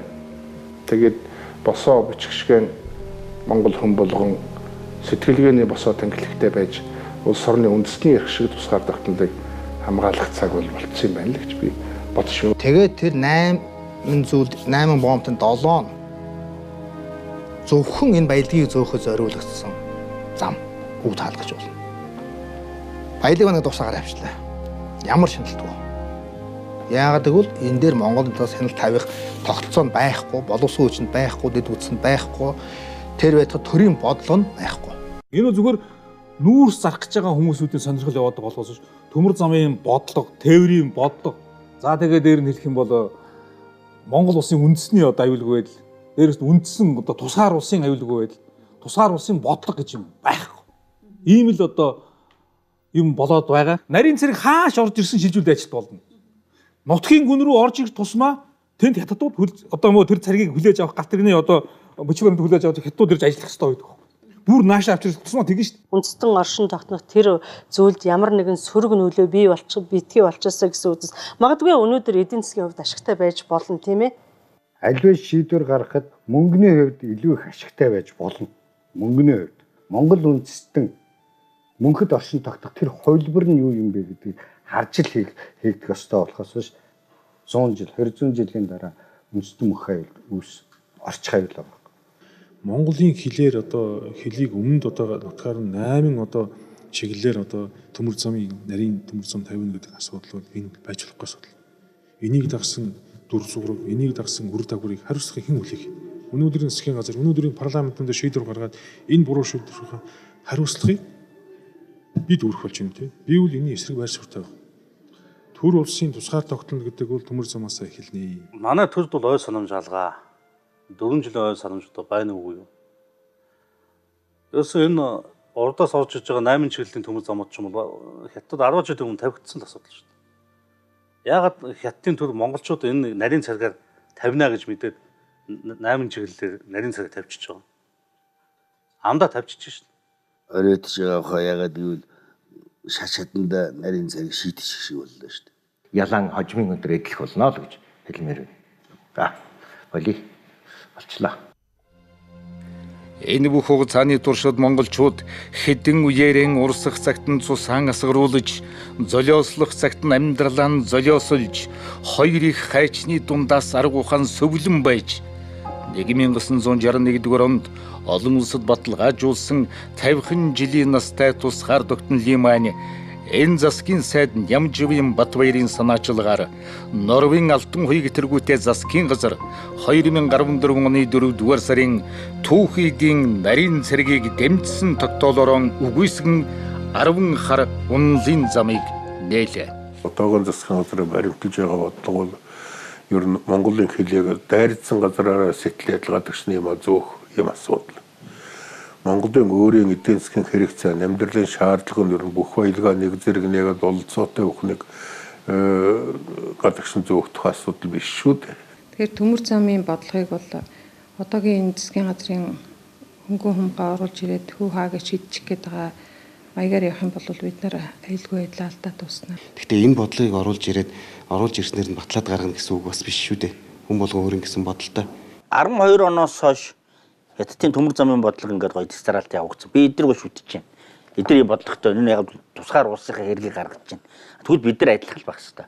Бид нар адилхан өөрийн бодлого. Уг нь бол гаргацсан юм байлаа. 2010 онд төрөөс төмөр замын талаар баримтлах бодлогын бичиг баримт гаргацсан. Тэгээд тэрнээс ухарчдаг тий. Юу яах гэж бодлого гаргасан тий. Ямар ч тач удаан хугацааны туршид яригдсан төмөр замын тээврийн талаар төрөөс баримтлах бодлогын асуудлыг өнөөдөр улсын хурлын нэгдсэн чуулганаар хэлэлцэж батллаа. Харин Замтайвар барилга хот байгуулалтын яамнаас улсын хурлын бүх гишүүдэд Монгол улсын хөгжилд түүхэн хувь нэмэр оруулсанд нь талархаж төмөр замын царгийг дүрсэлсэн дурсгалын зүйлийг өнөөдөр бас гардуулаа өгсөн юм а. Нөгөөдөл тоо бодлоо бид нар зөрүүлээд хариуг нь бодлоо гэдэг юм л хийчихсэн юм бол тэрнээс яагаад ухраад байгаа гэдэг асуудал гарахгүй. Тэгэхээр төрд хэн байна вэ гэдэг л асуудал бас гараад ирж байгаа хгүй энэ асуудлаас шиг гарч ирээ. За цариг бол ерөөсөө энэ зөвхөн нүүрсний асуудал биш. Монголчуудын улс төрийн байгууламжийн асуудал байна.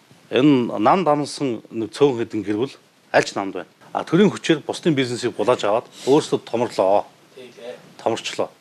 За одоо эдгээр ингээд бусдын бизнесийг булааж авдаг байсан бол одоо 3 сая монголчуудын хувь тавилангийн дэнчин дээр тавьж агаад тэр түүхийдэн зөөх гэж байна. Энэ зөөсөн мөнгө бол монголчууд баялаг болж ирэхгүй.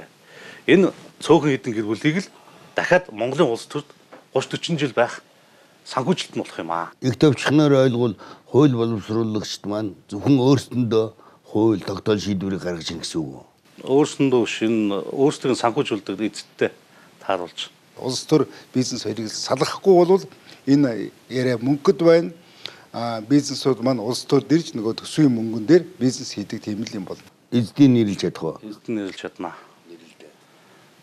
За ардын намаас бол одоо энэ жагсаалт орж ирсэн хүмүүсийн 3.2 нь. Одоо энэ арчсан намаас бол би нэрлэе гэж бодож байна. Баяр цогт Алтан гоёг. За тэр Батхүү энэ Батбаяр гэдэг энэ нөхдүүд бол ерөөсөн Алтан гац гэдгийг анх байгуул. Батбаяр айгүй олон Батбаяр аль байгуулж байсан. Нямжийн Батбаяр одоо манай чинь Тэнгэр онготтой харьцдаг нэг сайт. Бартуунагийн Батбаяр юм уу? За. Дээрээс нэмээд хэлэхэд социал-демократууд бол хүн төрөлхтний түүхэнд хамгийн увайгүй үйл явдлуудыг болж хүн төрөлхтний амьдралыг самарч ивсэн юм байл л дээ. Тэгээ миний харж байгаагаар манай амьдралд энэ социал-демократууд энэ Монгол орны амьдралыг самараад дуусгана гэж би бодож байгаа.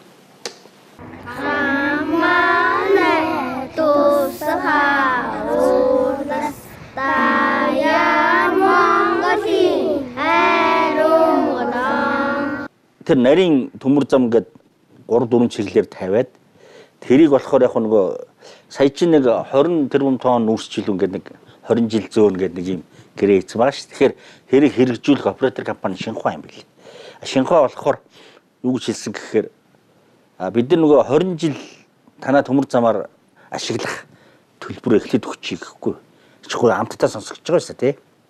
Тэгэхээр чин одоо ингээд мөнгөний асуудалд орсон хүмүүс ч дуун дээр зөвшөөрнө шүү дээ. Одоо зөвшөөрөхөөс өөр татгалзах харахгүй санал гэдэг тавьж байгаа байхгүй. Тэгэл одоо ингээд ямар ч ерөөл ухаан байхгүй. Одоо бүх юм тасалдсан. Зөвхөн одоо ингээд 10 тэрбумыг хүнд яаж хуваарлах вэ? Ямар төсөл яах вэ гэл те. Тэгээд яг эсэргүүцэх гээд байгаа хүнийг одоо чамд нэг төсчийн төсөл зохиогоод би тэгээд тэндээс дүгнэ те. Одоо ийм маягаар ингээд бүх завхрал эхэлж байгаа юм. За тэгээд үр дүнд нь улс төр бол ингээд өрсөлдөгч намгүй байна. Яг тэгвэл 10 тэрбумыг давж дуурах улс төрийн хүч байхгүй шүү дээ. Одоо ардын нам бол юу ч яриад нэмэргүй байна. Хүний нийгмийн үйлчлдэг хэм хэмжээнүүд арилаад ерөөсөө амтны сүрэг шиг юм болох нь л дээ. Төр зөвхөн өөрөө өөртөө ажиллаад байгаа. Цаасан дээр тоо болгочаад тэр тоонд хүрэхин тулд яг хөөхөр нийгэмд байгаа олон одоо ашиг сонирхлын бүлгүүдээс цөөхөн хэдэн бүлгүүд төр үйлчлээд эхэлж байгаа байхгүй юу. Тэгээ энэ эргээд яг хөөхөр цөөн хэдэн бүлгүүд бол яг хөөхөр капиталыг олноор бий болгоод Монголын үндсэн одоо суурь ард иргэд маань өөрөө үндсэндээ гээгдэж эхэлж байгаа. Африк яг ингэж явсан. Дарга нар нь хамаг эмийг хамж аваад гадныхантай нийлээд авилгал болоод идчихдэг ардам юу ч хүлцсэн. Энийг төмөр зам 50 гээл өргөн нарийн гээл яриад байгаа сонсож гинөө тав. Сонсогддог л. За өргөн ч нарийн ч тавилаа гэхэд малчтай амьдралд хэр нөлөөлөх юм болоо? Тэр юм малчдад нөлөөлөх юм болохгүй л. Энэ уул уурхагаас ашиг гарч гинөө? Гарах уу? Хэмэд одоо тийм ашиг гэж өгч байгаа юм алгаад байна шүү. Нүүрсгүй зөөсөр л байгаа. Одоо манай ард түмэн амьдрал бүрийн дээшсэн тийм зүйлүүд байхгүй. Юу гэдэг хувь тавилангаа хямдхан худалдах гэдэг нь ганцхан арга замыг сонгож шүү дээ тийм үү. Тэгээ өөр үгийг сонсохгүй өөр ямар ч эрүүл ухаан те мөнгө бодтой шүү дээ. Одоо бид хоёр ингээ хийсвэлж ягаад энэ донд тэрбум доллар тавьчихвал тэгэл бид хоёр эрүүл ухаан байхгүй болно шүү дээ. Нүүдгээ хараад те. Тийм үстэй. Яг бодтой тэрл байхгүй. Тэгж харж үзхийс.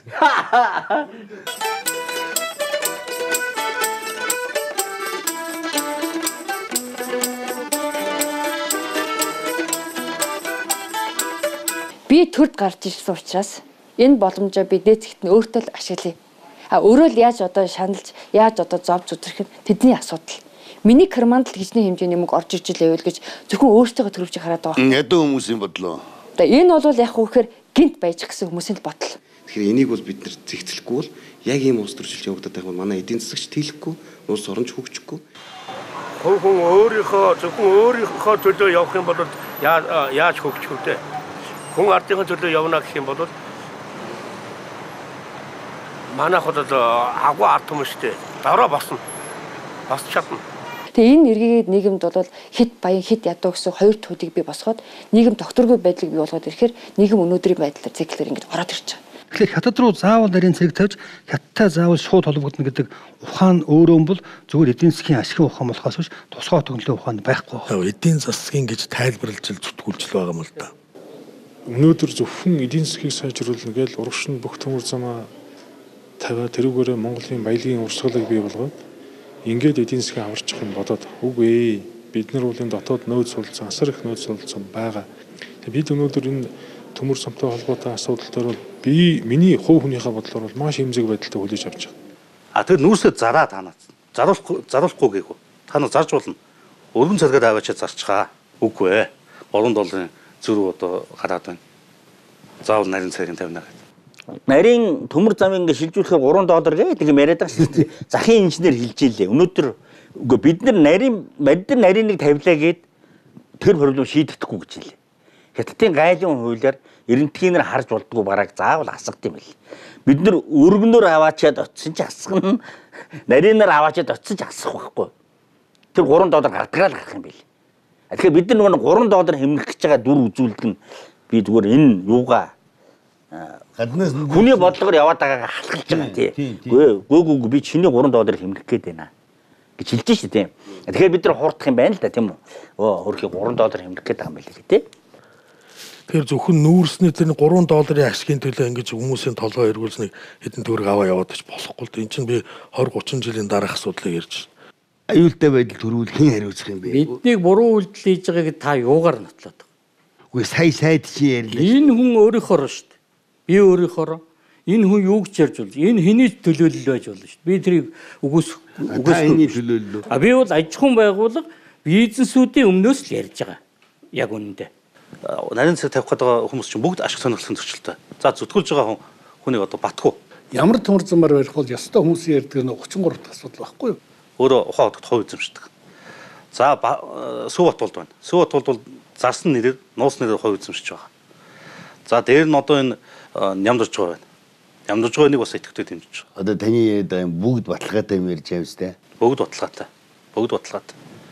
Тэгэхээр энэ хүмүүс бол үнэхээр нарийн цэргээ хурдан тавиад бушуухан шиг гаргаад тэр нүүрс байдаг юм уу, алт зис байдаг юм уу, юу байдаг юм бүгдээ гаргаад засгийн газар шийдчихлээ. Засгийн газар тийм бодолтой байна гэсэн үг үү те. Тэгээ энэ ч одоо ард талд нь бол ойлгомжтой шүү дээ. Өнөөдөр бол хятадуудын маш их одоо тусгай албадын явуулга тийм ээ.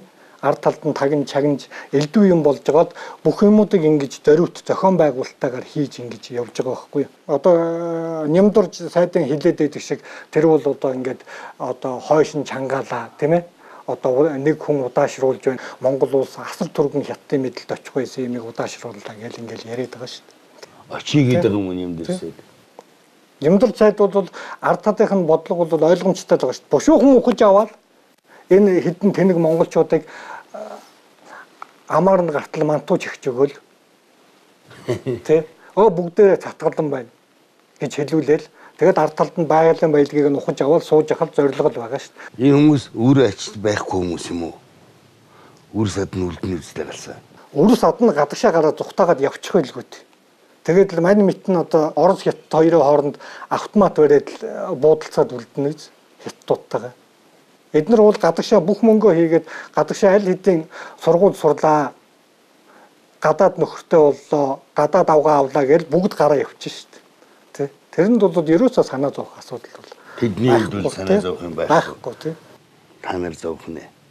Би өргөшөө гараа явчихна. Бодлогогүй явахыгаа зориуд бодлого болгож байгаа юм шиг ийм ажил сүүлийн жилүүд одоо 2 жил явснаас бол ийм нөхцөл байдал үүсчлээ гэж бодож байна. Тэгээд энэ хүмүүс ч одоо яаж нэгтэн зөвхөн өнөөдөр ухаан хотгийн тэр цөөх хэдэн гэр бүлийн бизнесийг дэмжихийн тулд Монгол улс үндэсний одоо нэгдсэн бодлого төмөр замын нэгдсэн бодлого гэж байдаг бол тэрийгэ задлаад тусдаа юм тавьж шин. А үүнийг одоо энэ чинь өөрсдөө гачид тайлбарлах юм бол ард түмэн чинь ухаантай учраас энэ чинь биднээс нөгөө ойлгодог нөхөр энэ сайн юм ихгүй энийг зөвшөөрөхгүй гэдэг ингээд дэмжихгүй шүү дээ.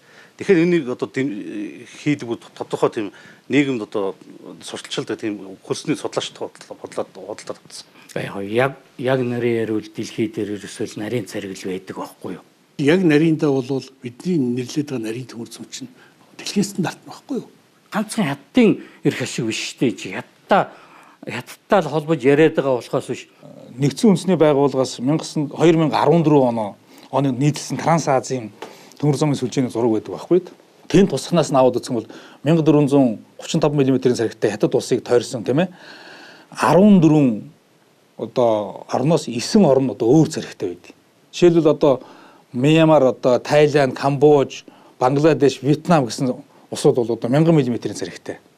Казахстан 15-20-той тийм ээ. Энэтэг 16-76-тай. Бүр өргөн царигтай. Тэгээ Казахстан гэдэг том улс. Энэ бас 1520. Тэгэл Орос 1500, манайх 1520. Цариг чинь ерөөсөө л энэ өөр өөрийн тусгаар улсын бодлого стратеги байдаг байхгүй. Тэгэхээр ганцхан Монголд ингээл хятад юм зарах гад ядраад байгаа биш юм билээ. Казакууд чинь нефттэй, хийтэй, тэгээд өшөө хятад зарах зөндөө би. Киргизууд бас би. Биеремтч би. За тэгээд биеремч бас манайх дэлхэн зис мисний тэр байгаа. За тэгээд Вьетнам. Эдгээр тэгээд яагаад Вьетнамууд болохоор хятадаас илүү нарийнхан. Энэтгүүд бүр өргөн. Гэвь ингээд эдгээр яагаад ингээд адилхан стандарт хийчихдэг юм бэ? Яагаад ингээд шилжүүлэн ачихад манайх ч мод нэг ийм юм яриад байгаа юм да. Шилжүүлэн ачихаар $3 илүү гарах гэдэг юм гээд. Тэд нар бол $3 илүү зарыг гэж бас боддог хүмүүс биш үү? Гэхдээ энийг өгөхөөс өөр арга байхгүй. Яагаад гэвэл гээд бодлоготой хүмүүс байхгүй. Хойд солонгос ганцхан хятадтай нэг стандартаар залгаж байгаа юм байна. Тэгээ үр дүнд нь хойд солонгосын эдийн засаг бол 92% хятадын хамаарал хяналтанд байна.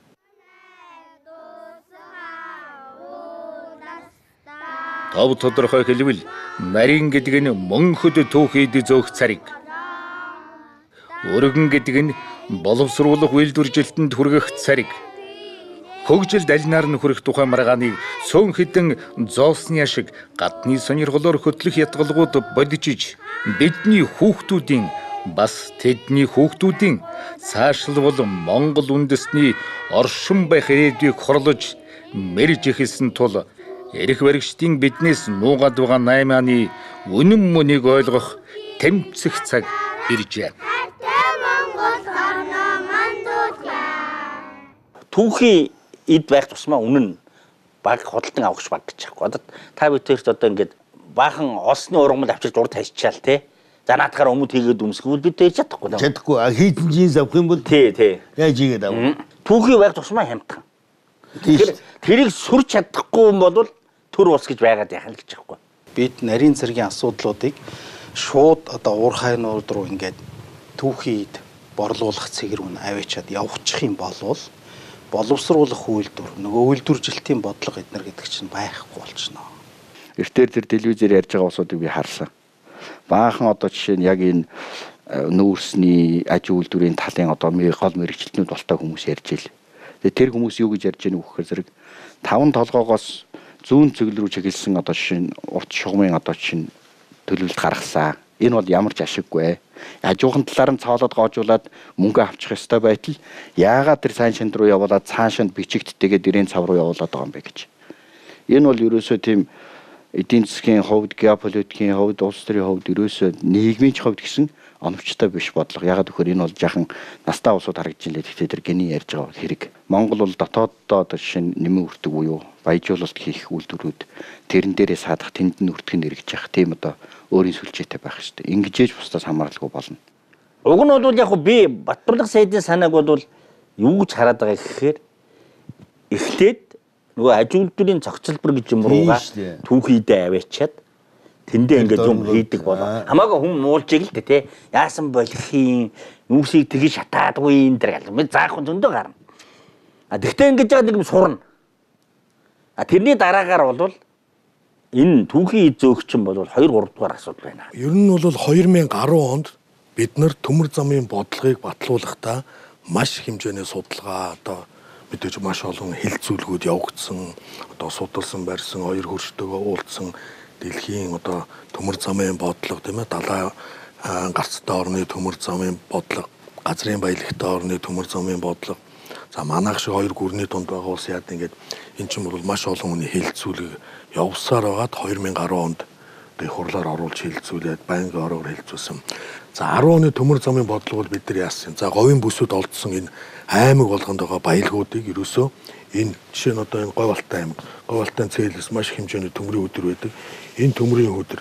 За энэ Баян хонгор аймгийн Шинжинс цум байгаа. Энд бол маш хэмжээний нүүрс, мөн зэсийн одоо илэрцүүд байгаад байдаг. Ингээд энэ нарийн Сүхбаатад байгаа бас маш сайн хэмжээний нүүрс. Ингээд ийшээгээ явахаар нөгөө алдарт 5 толгой Хуавдгийн одоо кокс нүүрсний орд ингээд энэ Дорногов аймаг руу ороод энэ цагаан суургаар дайраад энэ сайшанд руу ингэж холбосон юм төмөр замын бодлогоо гаргахтаа. Энэ ямар учиртай вэ гэхээр энэ говийн энэ олдсон баялагуудаа бүгдийг энэ төмөр замаараа зөөгөөд энэ сайшин тоттоо төвлөрүүлээ. Ингээд эрэнгүүд энд байгаа асар хэмжээний төмрийн хөдөр маань ингэж урагшаа гараадаг энд төмрийн хөдрөө энд боогод эндээ нэмэн үртэг үйлдвэрлэсэн хүнд аж үйлдвэр байгуулад энэ төмөр замаараа ингээд доромжтой холбоод нөгөө талдаа ингээд одоо зүүн Аз буюу бидний одоо ойрхон далайн гарц руу гарья гэсэн ийм санаагаар энэ бодлого батлагдсан юм байна. Юу гэж хэлэх гээд байна гэхээр говийн бүсийн энэ баялагуудаа ганцхан газар боловсруулъя. Өнөөдөр бид нар энэ Эрдэнтийг одоо хэдэн үеэрээ идэж шít нэг энд нэг 4-5 Эрдэнэт барьж ингэх юм бол энэ дотоодын нийт бүтээгдэхүүн өсөнд бас нэг аж үйлдвэрцэн орн болно. Яагаад ганцхан сайшанд вэ гэдэг ахаар бид нар юу гэж нэгээр. За энэ газар нутагч нь одоогийн байдлаар бол малын тоо толгой 50 сая хүрсэн маш их бэлчээрийн шаардлагатай учраас энэ аж үйлдвэр гэдэг бол бас тодорхой хугацаанд бол асар их байгалийн бохирдол явдаг учраас асуудал гарвал ганцхан газар байя. Хүн ам маань өөрөө 3 сая хүрээгүй байдаг. Маш олон газар аж үйлдвэр барьна гэдэг бол өөрөө бид нар эргээд экологийн асуудал нөгөө бэлчээрийн малын асуудал гэсэн ийм асуудлуудаар энд ингэсэн юм аа. Тэгээд хэрвээ бид нар бүтээгдэхүүн их юм бол борлуулна гэдэг юмараа бол ингэж тооцсон энэ лүгэ урд төвш рүүгээ ингээд мөн Европ руу гарч болно ингээд зүүн Аз руу гэсэн юм. Өнөөдөр бол төмөр хийцээр бол асар их юмнууд хийгдэг. Тэгээд энд бол бараг 1 тэрбум орчим тонны төмрийн илэрч байгаа. Энэ ерөөсөө кокс төмөр 2 нийлж ээж төмөр гардаг. Гам бол ерөөсөө үндсэн 3 зүйлийг л одоо холж хийдэг. Энэ нь бол төмрийн хөдөр, коксчдаг нүүрс. За дээрээс нь нөгөө бидний ярьдаг шохон чулуу. Энэ 3-ыг л ердөө ийм л энгийн зүйл. Тэгэхдээ мэдээж хэрэг үйлдвэрлэлийн тоноглол тэр бүх юм бол нарийн процесс явна. Өөрөөр хэлбэл сайн шандаас цаашлах хэсгүүдэд Монголын стратеги маш том ордууд бий. Энэ ордуудын сүлжээн дээр дамжуулж төмөр замын шугамд төлөвлөсөн байна. Өөрөөр хэлбэл Монголд хэрвээ одоо чинь гашууны бомбт дээр ямар нэг одоо техникийн сааталж гэдэг юм уу зарчмын одоо шигээрээ контракт үнийн холбоотой асуудлууд гарч илээ гэхэд бусад бидэнд өөр портууд руу хүрэх өөр гарцууд бидэнд байж байгаа шүү дээ. Өөр баялагуудаа техникчдүүд байх шүү дээ. Тэрнээс гадна сайн шанд гэдэг зүйлийг одоо чинь аж үйлдвэрийн паркийг бий болгоход юу гэхээр зэрэг хойноос чиглэх, зүүнөөс чиглэх, баруун насаа чиглэх бүх сүлжээн дээр тэнд л бид нар баяжуулалтын нөхцөл байдал нөгөө гангаан үйлдвэрлэх, нүүрсээ баяжуулах гэх мэт олон зүйлүүдийг хийж өөртөө одоо баяжуулах нөхцөл байдлыг үүсгэх ёстой. Улс тусгаар тогтнохын тулд хамгийн түрүүнд эдийн засгийн гол 2-3 зүйлийг шийдэх ёстой юм гэсэн. Энэ одоо захилгаан, одоо нефт шатгуун, үйлдвэр үйлдвэрийн дотор одоо төмөрлөгийн үйлдвэр улс ерөөсөө тусгаар тогтнохын гол үндсээ бол төмөрлөгийн үйлдвэр байд юм гэсэн. Сайн шантай аж үйлдвэрийн зохицлоор дээр бол зөвхөн гангийн үйлдвэрээр л одоо бид нар төсөөлөхэд эдийн засагт бол ганг хэрэгэлдэг эдийн засгийн салбар гэж юусэн байхгүй. Тэгээ бүх юмны суурьчин бол ган байхгүй. Тэгэхээр бид нар одоо үйлдвэрчлэлтийг хөгжүүлэх гэвэл гангийн том зохицлоор одоо барихаас өөр арга байхгүй. За 2007 оноос эхлээд бид нар бол хөдөр экспортод гаргаж эхэлсэн байдаг. 2012 онд бол 8 сая тоннд хүрсэн байдаг. За энэ 8 сая тонноор бол хөдрөөр бол 4 сая тонноос одоо баггүй ган гаргаж авах боломж бол байгаа байхгүй. Өнөөдрийн одоо хөдрийн тэр дүүхийгээр гаргасан юмнаас. Тэр 1 тонн хөдрийг бол бид нар өнөөдөр $100 гаргаж байна л да. Үндсэн цэвэр үнэ. Тэр 1 тонн ган $500-оос доош орж исэн түүх байхгүй. Тэгэхээр тэрнээс дэш 1000 хүртэл одоо өсч болно. Ямар ган хийж байгаасаа хамаарат. Тэгэхээр энэ эдийн засгийн чинь энэ үр ашгийг ингэж л одоо өртөг шингээж дэвшлүүлдэг ийм л одоо учиртай л. Тэгээ гангийн зохицлуулаар бол бид нар одоо мөс хагалагч гэх юм уу одоо сайн шандын аж үйлдвэрийн зохицлуулын мөс хагалагч төсөл нь бол гангийн зохицлуур. 2 саяас 5 сая тонны хүчин чадалтай гангийн зохицлуур байх хэрэгтэй. Эхний ээлжинд бол мэдээж хэрэг тодорхой хэмжээг бол бид нар экспортод гаргах байх. Дотоодын хэрэгцээ бол ойрын одоо 10 жилдээ бол шууд 2 сая тонн хүртэл дотоодд хэрэглэх боломжтой. Та 2 сая тонноос илүү гарсан хэмжээг бол мэдээж хэрэг экспортод гаргана. 1000 хүртэл бол байж болдог практик бол бий. Одоо өмнөд Солонгос байж 1000 кг одоо металл 1 хүнд оногдож идэг. Үйлдвэрлэх одоо хэмжээгээр. Зах зээл бол хангалттай. Бидний одоо яриад байгаа 5 сая тонн бол 1 миллиард одоо дэлхийн гангийн хэрэгцээ ойрын ирээдүйд нэг 2.5 миллиард болно гэдэг юм л да. Одоо бол 1.5 миллиард. Дахиад миллиард өсөх гэж байгаа байхгүй 1 миллиардаар. Тэгээ тэрэн дотор 5 сая тонн ган одоо юу юм бэ? Энийг ч одоо олж чадахгүй бол улс гэж байгаад яах юм бэ? Сая таны ярианд дурдглаа 1 хүнд оногдох металл гэж яриад нь штэ. Хүн төмөр идэхгүй. Энийг та тодруулж үзэж дэлж өгөөч. Үндэсний нийт бүтээгдэхүүн чинь өсөх тусам нэг хүний одоо өөрийнх нь хэрглэж байгаа хэрэглээ тэрэн дотор орж байгаа металлын нь орц нэмэгдэж байгаа байхгүй. Одоо жишээлбэл байшинтай хүн болгон байшинтай болно гэхэлэр тэр чинь арматурууд байшин барихад чинь одоо маш их арматур хэрэгтэй. Тэгэл машин, техник, айл болгон машинтай болчлоо тий.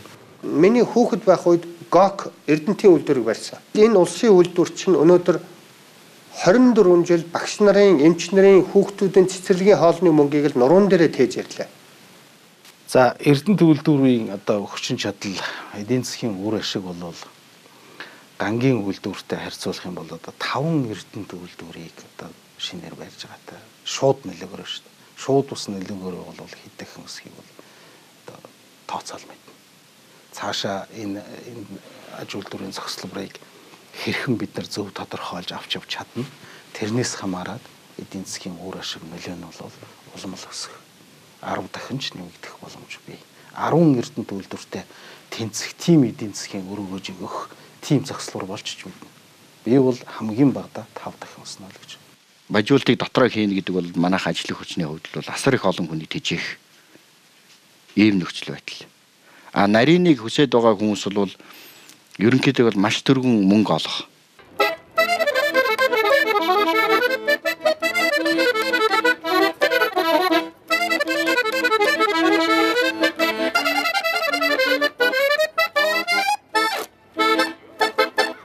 Энэ говийн бүсэд олдоод байгаа баялгуудыг ерөөсөө л ингээд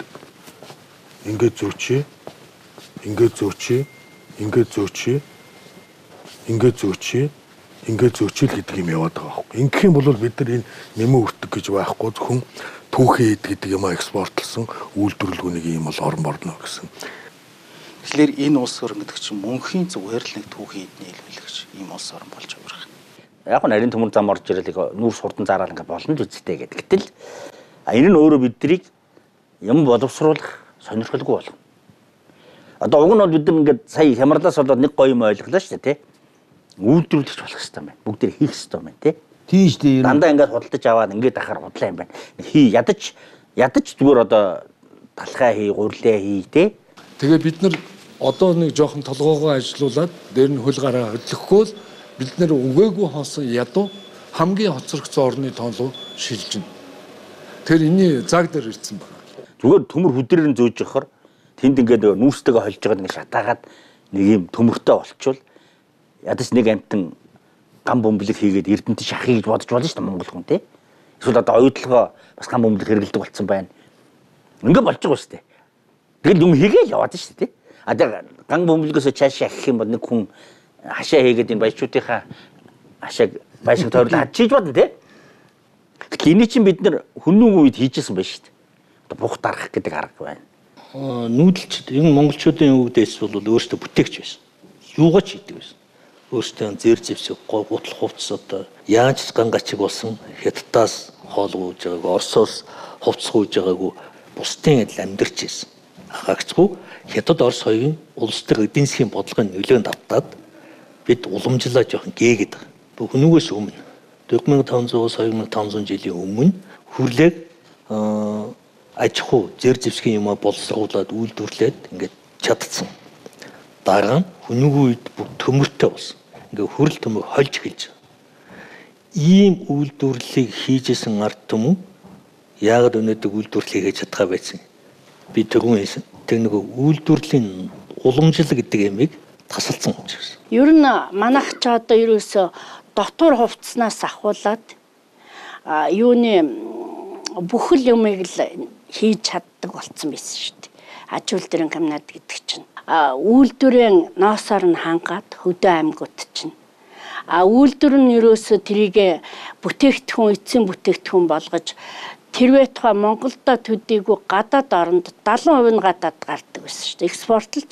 Тэгэхэд чи одоо ноосо Хятад түүхий дээр нь аваад байна. Ноолуурыг түүхий дээр нь аваад байна. Ноолуурын салбарыг хөгжүүлснээр манай улс жилд 5 миллиард орчим долларыг олох тийм боломжтой. Боингийн жагаад бухимдад ашиглаад байгаа болохоос биш одоо ч гэсэн Хятадын гартал Монголын ноос ноолуурын үн ханьж тэдний гартал байна шүү дээ. Дэлхийн ноолуурын зах зээлийн 3/1-ийг Монгол гаргаж байна гэж байна. Энэ үнийн бодлогыг Хятадууд бариад байна уу? Манайхан өөрсдөө бариад байна уу? Хятадууд л барьж байна. Ноолуурыг бол Хятадууд барьж байна. Тэгээд юу хийх Хятадууд бидэнд туслаад байгаа мó бидний услаад байгаа мó? Юу туслах юм? Ихэд гардаг ноолуурын 3/1 бид нар гаргачих жоохгүй. Манай бүх ингээ ямаанууд нийлээ те. Тэгтэл бид нар тэр борлуулалт жинхэнэ эцсийн орлогын 3/1 байж чадахгүй. Бид нар 1000-1-ийг авч чадахгүй байна. Яг нөгөө түүхий дээр нь аваад байгаа учраас. Бид нэг одоо хоёр хөршөөсөө бүх зүйлээ авч байгаа. Бид нэг одоо мал аж ахуйхан арьс шиг түүхийдээ боловсруулдаг үйлдвэр байсан хүртэл байхгүй болчихлоо шүү дээ. Тийм учраас түүхийдээ гаргаж байгаа. Ингээ гаргаад ах юм уу? Түүхийдээ түүхээр нь гаргаж байгаа. Гаргаад түүхийдээ бүх боловсруулад гаргадаг байсан нь болоод одоо уламжлал бол байна уу байна. Чадна. Нийтийн тооллын өмнөх 1-р зуун баруун хан улс хааны зарилгаар хүннүүчүүдэд давс төмөр хөдөлгөхийг хориглолоо.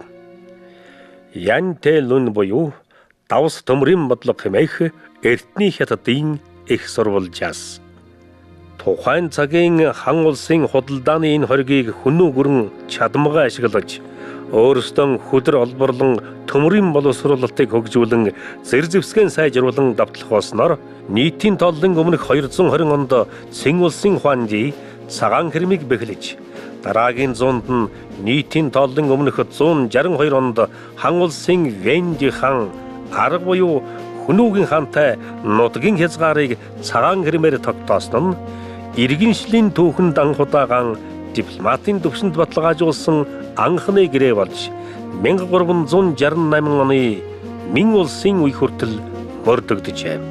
Хятад төрийн худалдааны хоргийг хүннүүчүүд ухаалаг ашиглаж төмрийг болд болгох технологитой болсон нь Хятадын төрийг худалдааныхан хоргийг хэрэгжүүлэх бодлогоо өөрчлөхөд хүргэсэн юм. Үүнээс хойш Хятад төрийн худалдааны бодлого нь монголчуудыг эд амттанд даасгах, хэрэглэгч болгох, өөрсдөө бүтээх сонирхлоос нь аль болох холдуулах зорилгыг агуулах болжээ. Энэ төмөн газрын цагаан хэрмэг худалдааны хоригоор гачигдуулах гэсэн хэдий ч нүүдэлчдийг хүчрхэгжүүлсэн болд төмрийн технологитой болгосон бодлогын алдааных нь үлдээсэн сургамж болон 2000-ыг лэн өнөөг хүрчээ. Арвж авахт зөвнсөн юм байна лээ. Төм түжигэн бом божигнсан олон хөлийн амьтан хүн чуулсан газар байна гэж сайн шандыг тэгж юусэн гэдэг. Тэр цаг нь ирчээд байхад хэдэн жил чөдөр болов тийм үү? Батуулдын засгийн газар дараа нь тэгээд энэ Алтан хойгийн байж байгаа царай. Энд бол нэг үндэстэн нэг л дээвэртэй Монгол гэж нэг л дээвэртэй. Жалгад довны ярианаас салаач. Гэж одоо хүсэх гойх биш би шууд шаардж байна. Хэрвээ энэ үндэстний иргэн юм бол энэ үндэстэн 90 онд ардчил эрх чөлөөний замд оруулсан хүн юм бол би өөрийнхөө бүх боломжоор тэмцэнэ. Тэгвэл худлаа хавьсгал царайлахгүй, худлаа их оронд царайлахгүй. Их хурлд очиж суучгаад тэгээд их худлаа их оронд царайлаад үгээ хүнийг элвдэдэг энэ аргаас холдох хэрэгтэй. Толстой үг байгаа. Үг үзэл бодол хоёрт битгий итэг. Үйл хэрэгтэй үнэн биш гэж. Тэгээ үйлдвэр байгуулах ихтэй зэрэг саад дотоодын саад шиг харагдж байгаа боловч магадгүй гадны дэмжлэгтэй тийм байж бас болцолгүй байна. Бид бол өмөрхийг өмөрч, үзэн ядахыг үзэн ядж энэ хорвоог бардаг жамтай. Тийм болохоор буруу байна шүү та нар. Та нар буруу явж байна шүү гэдгийг бол хатуугаар хэлэх. Хүн болгоны захын эмгэнээс өвгнөөс асуусан ч энэ үгээ хэлэхээр болчлоо. Өнөөдөр тэр байтугай их зорилгыг дандаа мохоохын тулд энэ төр ажиллаж байна. Төмөрлөгийн үйлдвэр тон явж өгөхгүй байна. Нефтийн үйлдвэр бүр явж өгөхгүй байна. Манай төр эзэнгөө нөгөө л манай төр урд худалдагчаад энэ бодлогыг бариад байна гэсэн ийм санаал гарч ирж байсан. Байж болно үхэхэд одоо мэдгэж л байна шүү дээ. Яагаад бүтээх үйлдвэргээ энд хийхгүй заавал түүхийдээ гаргаж байна. Гэхдээ энэ би зөвхөн телевизээр тантай адилхан үзэгч шүү дээ. Би улс төрийн. Тэг нүүрс гэдэг юм коксчуулаад бэлэн бүтээгдэхүүн болохоо үнэтэй байд юм гинэ. Тэгээд зархаг ашигтай байд ингээд яриад. Гэхдээ манай нүүрс чинь коксчдаг одоо хамгийн үнэтэй нүүрс гэдэг. Тэгсэгнэд цааш нь одоо ингээл одоо автомашин төмөр замаар цөөгöd байна. Ямар утга вэ? Гэхдээ жоохон алдчихж байгаа ч гэсэн нэг өр тавьж байгаасын үйлдвэрээ барьж тэгээд дараа нь бэлэн бүтээгдэхүүн зарга гэж би бол дотороо тэгж боддог. Гэхдээ би шийдвэр гаргадаг хүн биш. Гадаадын эдийн засгийн эдийн засгийн бодлогын улс төрийн бодлогын экологийн бодлогын маш хүчтэй бодлогууд үйлчлээд байна шүү дээ. Хүмүүн төрлөختний түүхэнд эзэн төгрөм байгуулсан үндэстэн цөөнгүй би. 2 удаа эзэн төгрөм байгуулсан үндэстэн нэг л би. Энэ нь монголчууд бид. Эзэн төгрөнүүд бууран дөрөөдсөн нийтлэг шалтгаан нь технологи үйлдвэрлэл хөгжүүлээгүй байдаг. Бидний 2 удаагийн уналтын түүхч энэ алдааны их үүсвэр хэрэглэгч сэтгэхүйтэй холбогдно. За тэгээд ерөнхийдөө 10 оны 6 сарын 23-нд их хурлаар баталсан. Ингээд бид нар ажилд орох болсон мэдээж нөгөө нэг ээлжид мөнгөгүй гэдэг юм аа. Хөгжлийн банк байгуулсан байсан. Хөгжлийн банкын дээр нь ингээд энэ асуудлаа ярихад бол мөнгө төгрөгийн асуудал дахиад яригдсан. Ингээ мөнгө төгрөг өгөхгүй болонгод ерөнхийдөө юу бодсон бэ гэхээр за энэ бол тухайд Сүхбаатарын Батболд ерөнхий сайд байсан. Энэ 5 толгой дээр өөрөө хувь эзэмшдэг учраас ашиг сонирхлын зөрчил гараад энэ төмөр зам гэдэг юмыг явуулахгүй байна гэсэн бодол бол надад тээгдэж орж ирсэн. Их хурлаар батлна гэдэг маань өөрөө хууль батлагдана гэдэг тэр засгийн газар хэрэгжүүлэх ёстой. Ингээд бид нар батлагдсан гэсэн одоо хуулийнхаа дагуу банкнаас зээл аваад энэ одоо судалгаануудыг бүгдийг хийсэн юм байна. Судалгаануудыг хийгээд дараа нь энэ Доронтой аймгаас энэ баруун урт Сүхбаатарын баруун уртаас нөгөө Монголын компаниудыг та нар энэ ажилд орчих гээд ингээд 50 км хөр суул тэгээд нөгөө хил ам гараад байгаа юм. Би энэ дээр юу бодсон за нэгэнт мөнгө өгөхгүй юм чинь ядаж ингээд ихлүүлсэн байхад за эхэлсэн юм чинь мөнгөний өгөө гэсэн юм санаа засгийн газараас гарч ирлээ гэж ингэж бодсон харамсалтай энэ засгийн газар Сүхбаатарын Батболдын засгийн газрын үед бол ерөөсөө нэг төгрөгч өгөөгүй ингээд энэ ажил ингээд зогссон юм аа. Нарийн царгаар 5 толгойн нүүрсийг маш их хэмжээгээр зөөхөөр тийм бүтэц бий болчих юм бол нөгөө сайн шанд руу чи явах төмөр зам чинь ашиггүй дээрээс нь тэрийг санхүүжүүлэх хөрөнгө оруулалт олдохгүй болж байна. Бидний чинь ярьж байгаа аж үйлдвэрийн цогцлбор чинь үндсэндээ ашиггүй. Тэр ашиггүй байх учраас хөрөнгө оруулалт олдохгүй. Ингээд бидний олон жил мөрөөдсөн үйлдвэржилтийн бодлого чинь байхгүй болчих. Тэгээд тэрэнд нь үнийн бодлого яваад ирэх юм бол гангийн үйлдвэрт 1 тонн коксдог нүүрсээ авчиж өгснөөс түүхийгээр нь гаргахаар ашигтай байх тийм эдийн засгийн схемийг бол бодол олчих штэ гадны улсаар. Тэгэл бид нар үйлдвэржилтийн бодлого бол үндсэндээ эдийн засгийн л ийм аргаар нам зогсож байгаа. Ийм учраас л бид нар нарийн цэргийг эсэргүүцээд яриад бид нар бол энэ үйлдвэржилтийг нарийн цэргийг яг эсэргүүцээд байгаадаа биш үйлдвэржилтийн бодлогонд хориг саад болох механизм үндсэн нөхцөл бүрднэ гэдэг үүднээс нь ийм байж болохгүй гэж хэлж байгаа байхгүй. Бид өөрсдөө үйлдвэрлэгч бүтээгч орн болохгүй бол газар шоргоо ухаж эцсийн босруулалт хийхгүйгээр түүхийг зөөгөөд байх юм бол бид энэ хамаарласаа гарч чадахгүй. Аливаа улс орн гэдэг бүтээгч байж ээж дэлхийн том зах зээлд өөрийн нэрийн бараа бүтээгдэхүүн гаргадаг байж ээж л эдийн засаг нь дархлааж ин шүү дээ. Өнөөдөр байдлууд бид бүтээх чанар алдчихсан. Өнгөрсөн 20 жилийн хамгийн том алдаа бол Монгол улс бүтээх чанар, бүтээх аж үйлдвэрлэлийн сув, техник, технологи болсон хүчин нөөцийг дээр маш том алдаа гаргаж ягдэл байлгаж. Их хурлаар батлагдахтаа нэн тэргуунд энэ төмөр чой болсон хүртэлх төмөр зам буюу 1100 км төмөр замыг ингэж төрүүлж батлуулсан юм байна. Яагаад гэвэл энийгээ төрүүлээд ингээ барьчих юм бол энэ төмөр замд хөрөнгө оруулагч эргэлзээгүй болно. Мөн сайшаандд хөрөнгө оруулж байгаа хүмүүс эргэлзээгүй болно. Яг л сайшаандын гол юм чинь энд байгаа тэр 5-7 нүүрснүүд хэрвээ төмөр замаа ингээ тавьчих юм бол энэ төмөр зам руу хөрөнгө оруулах ийшээ хөрөнгө оруулагч нар бол эргэлзээнд ордог юм аа. Өнөөдрийн хүртэл бид нар энийг яагаад яриад хөрөнгө оруулагч нар эргэлзээд байна гэхээр танаа өдөртлгөө танаа улсын сайд дарга нар ч юм бол урагшаага төмөр зам тавина гэж яриад байна. Тэгэх юм бол бидний энэ хөрөнгө оруулалт өөрөө эргэлзээтэй эрсдэлтэй болоод байна гэдэг ийм л юм үүсэж байгаа. Хэрвээ төр засаг ганц энэ их хурлаар баталсан зорилгынхоо төлөө бүх хүн энийгээ ярьдаг, энэ үйлдвэржилтээ ярьдаг, энэ улсын хөгжлийг ярьдаг байх юм бол хөрөнгө оруулагч нар бол эргэлзэхгүйгээр хөрөнгө оруулах тийм нөхцлүүд бол бас бүрдэх юм аа. Энэ засгийн газрын чинь хүний ухаанаар яваад байгаа юм биш үү? Гадны хүний явуулгаар тулгалт. Гэхдээ яг надад бол ингэж бодогдсон. Гэхдээ яг ингэж ажил хариуцсан хүний хувьд эндээ хэцүү юм их байгаа. Одоо ингээд эдийн засаг унтсан байна, мөнгө дутагдж байна. Валют дутагдалтаагаас болоод төгрөгийн ханш өдөр ирэх тусам унж яан гэл тэ. Энэ бүхнийг зогсооё гэж бүх монгол хүн бодож байгаа. Гэхдээ тэрний төлөө илүү их юма тавиад туучих болохгүй шүү дээ. Өөрөөсөө үндэстнийг холбож байгаа юм нь эрх ашиг гэдэг байхгүй. Тэр хоёр талаасаа л их гоё их зөв шийдэх тэр шийдлийг олох хэрэгтэй болохоос хялбарчлал за чинийхэр бодъё л гэдэвэл бид тав алхаж чадхаа болж байна. Ер нь бол яг хөө хятадтай эдийн засгийн хамтын ажиллагааг арай жоохон өөр байр суурьнаас хийхгүй хил хаагаад 3 жил болоход л бид нар юмаа хийгээл явж идэг л байх хэрэгтэй. Одоо хил хаагаад 3 шон чадахгүй шүү дээ. Ирээнийг хагаа хийчихэл далайж кино конец барс кино конец. Аливаа бас үндэсний оршин тогтнол гэдэг бол алс сэтийн ирээдүйн бодлого дээр тулгуурлаж явах хэрэгтэй. Яг бол өнөөдрөөр Монгол орнд дуусахгүй. Өнөөдөр та биднийхаар амьдрал дуусахгүй. Аливаа бас үндэсний тусгаар байхын тулд эдийн засгийн хувьд чирэг байх хэрэгтэй.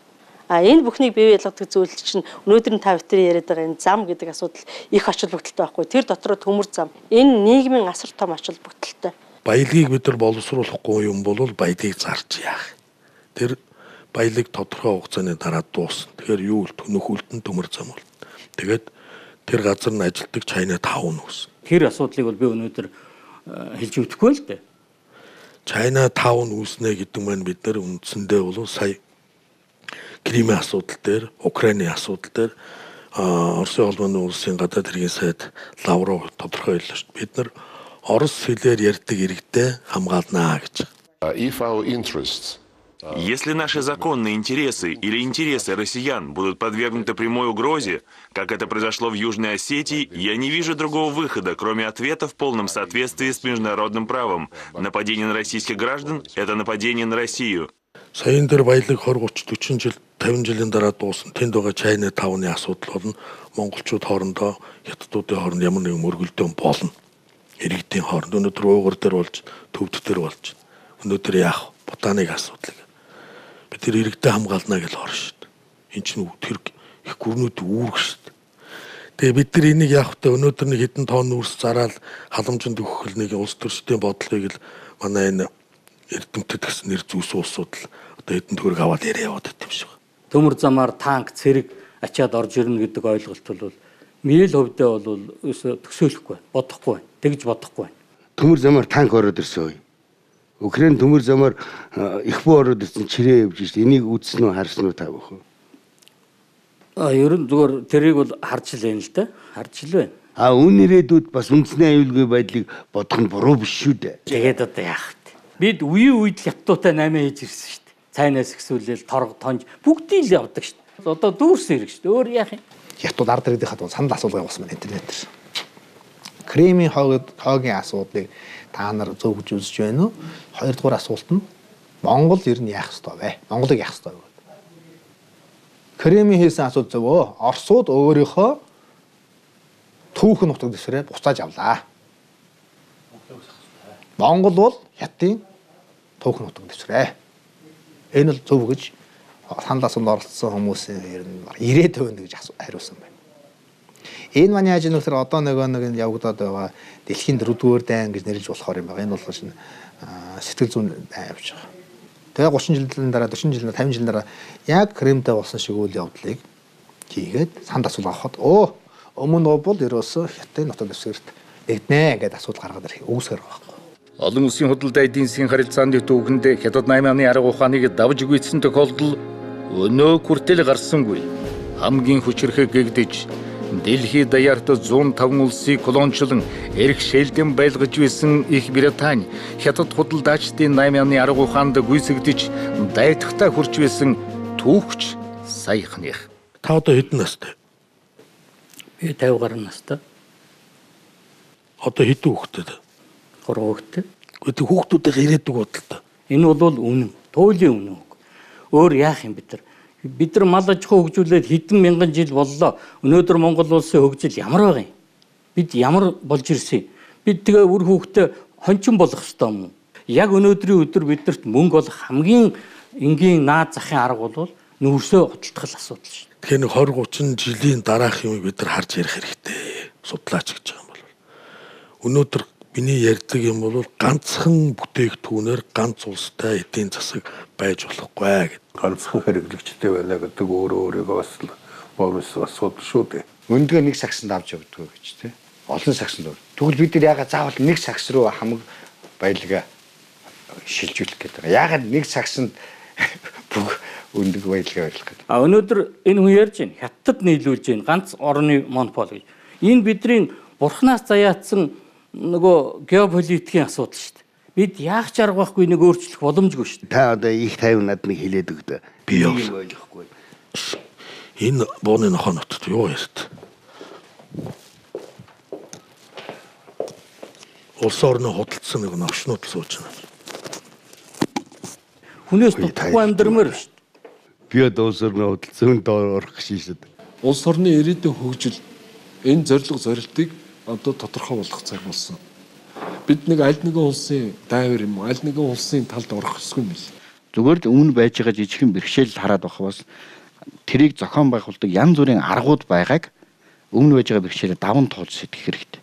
Түүнээс зүгээр л нэг өнөөдрийн байдлаар сэтгэл нэг прагматик жижигхэн асуудлуудад ингээд тулгамдаад тэрийг тойллын эцсийн давж болохгүй шалтгаан мэтээр хардаг ийм үсэл бодлоор явах юм бол Монгол хизээч хөгжихгүй.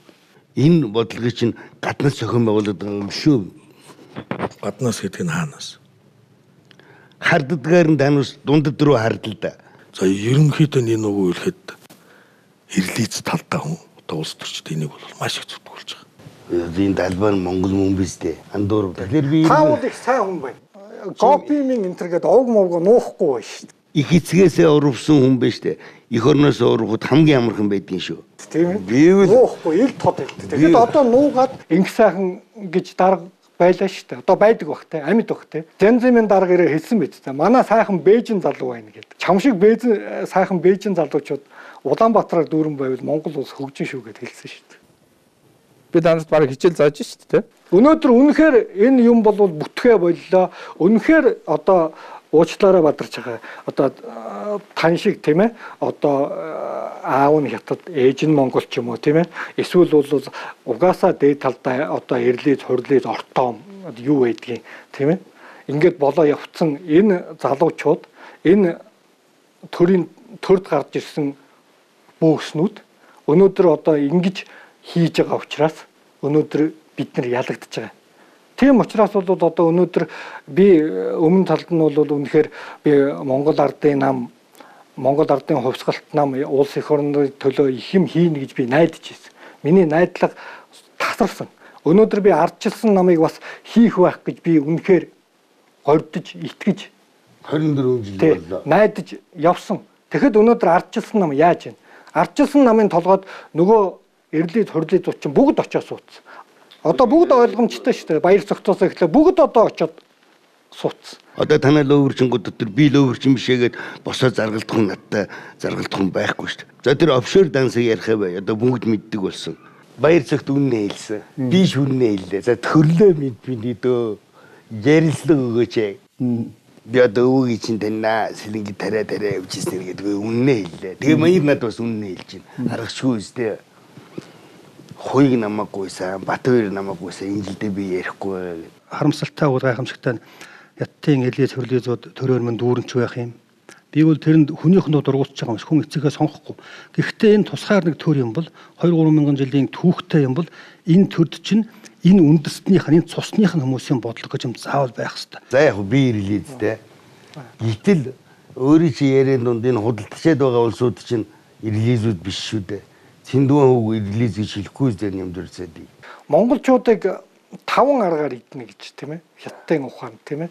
Эд мөнгөөр, эхнэр хүүхдээр тий торог дурдангаар, хоол ундаар. Ер нь оюу толгой чаалка хоёр бол монголчууд сэтгэх чадвартай бидэнд мунд том сургамж болсон тоо. Гэтэл төр засаг маань нэг харин улам цааш нь гүнзгээр өдгөр бодлого явуулаад байгаа юм шүү дээ. 1912 онд Монгол улсын анх дахь ерөнхий сайд Сайн ноён хаан Намсран Төвшөөдгөн Баян төвний хайснаар англичуудад хандаж нэгэн мэдээ хөргүүлсэн байдаг. Хягт хүрээ чиглэн босоош дэглэгэн шугамын зүүн талд байсан алтын томоохон ордыг бид нар Оросуудтай хамтран ашиглаж байгаа. Үүнээс дутхгүй томоохон ордууд баруун талд байна. Энэ ордуудыг бид нар англичуудтай хамтран ашиглах хүсэлтэй байна гэсэн мэдээ хөргүүлсэн байдаг. За энэ нь юу гэсэн утгатай вэ гэхтэн зэрэг бид нар дэлхийд тэргүүлж байгаа үйлдвэрчсэн англи оронтой хамтран ажиллах хүсэлтэй байна. Буюу 3 дахь шиг бид нар хүсэж байна гэсэн юм бодлогыг илэрхийлдэг юм. За энэ анх дахь ерөнхий сайдын маань энэ эрэлхийлэл маань бүхэл бүтэн 100 жилийн дараа явсаар 100 жилийн дараа Монгол улсын 27 дахь ерөнхий сайд Санжаагийн Баяргаа яг энэ монголчуудын түүхэн энэ 3 дахь шин мөрөөдлийг бодтой болгож Rio Tinto буюу Английн одоо энэ уулуурхан том магнат компанитай хөрөнгө оруулалтын гэрээг байгуулснараа Монгол улсын түүхэнд 3 дахь хөршиг бодтойгоор бий болгосон том гавьяа байна.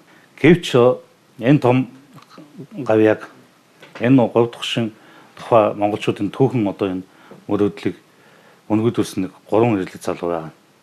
Баяр цогт, цоригт, Лөөмөдийн ганцхан энэ 3 нэг нүгээрхэд бол ирлэг залуучууд ийм алдаа гаргасан байна. Чухамын алдаа санаатай юм уу санаанд үгүй юм гэдгийг цаг хугацаа харуулна. Бид баяжих гэжсэн 2 жилийн өмнө яаж баяжих гэжсэн? Манай нутгийнхан би нутгийн эдгүүгийг хашлтан дотор хэлж байгаа. 3 залуу баяр цогт, ганц үх, зоригт 3 ямар гэрээ хийсэн. Тэнд хөөх юм уу Ганбаатар ганцаараа дар Ганбаатарыг хинж тоохгүй байсараад олуулаа нийлээд Ганбаатарыг далаар нь тавьсан. Өнөөдөр оюу толгой ард түмэнд юу гэсэн юу ч өгөөг. Eerхүү хятадын бодлогоор монголчуудын 100 жилийн эрэл хайгуул 3 дахь шүршийн хөсөл мөрөдөл ингээд үндсэндээ дуусч байгаамаа. Дээр би одоо өгүүлж байсан. Банка бид нар алдсан. Харилцаа холбооныхоо салбарыг алдсан. Төмөр замаа алдлаа. Бүр хамгийн их аюултай зүйл бол газрыг гадаад иргэн эзэмшүүлэх үе ашиглуулна гэж. Өнөөдөр 3 дахь хөрш орнууд Монголоос хөрөнгө оруулахаас дайжаад явцсан энэ гацаагүй нөхцөл байдалд аль улсын иргэн гэж Монголд газар эзэмших юм бэ? Мэдээж эртний хөрш хятадууд л гэж газар эзэмшнэ. Газар бол улсын үндэс. Одоо энэ бүгд маань ингээд дууслаа. За монголчууд үеийн туршид тусаа асуулж амь насаараа хамгаалж ирсэн энэ газар нутаг дээр өнөөдөр 6 сар болсон хятад иргэн Монгол газар ашиглах эзэмшилтэй бол.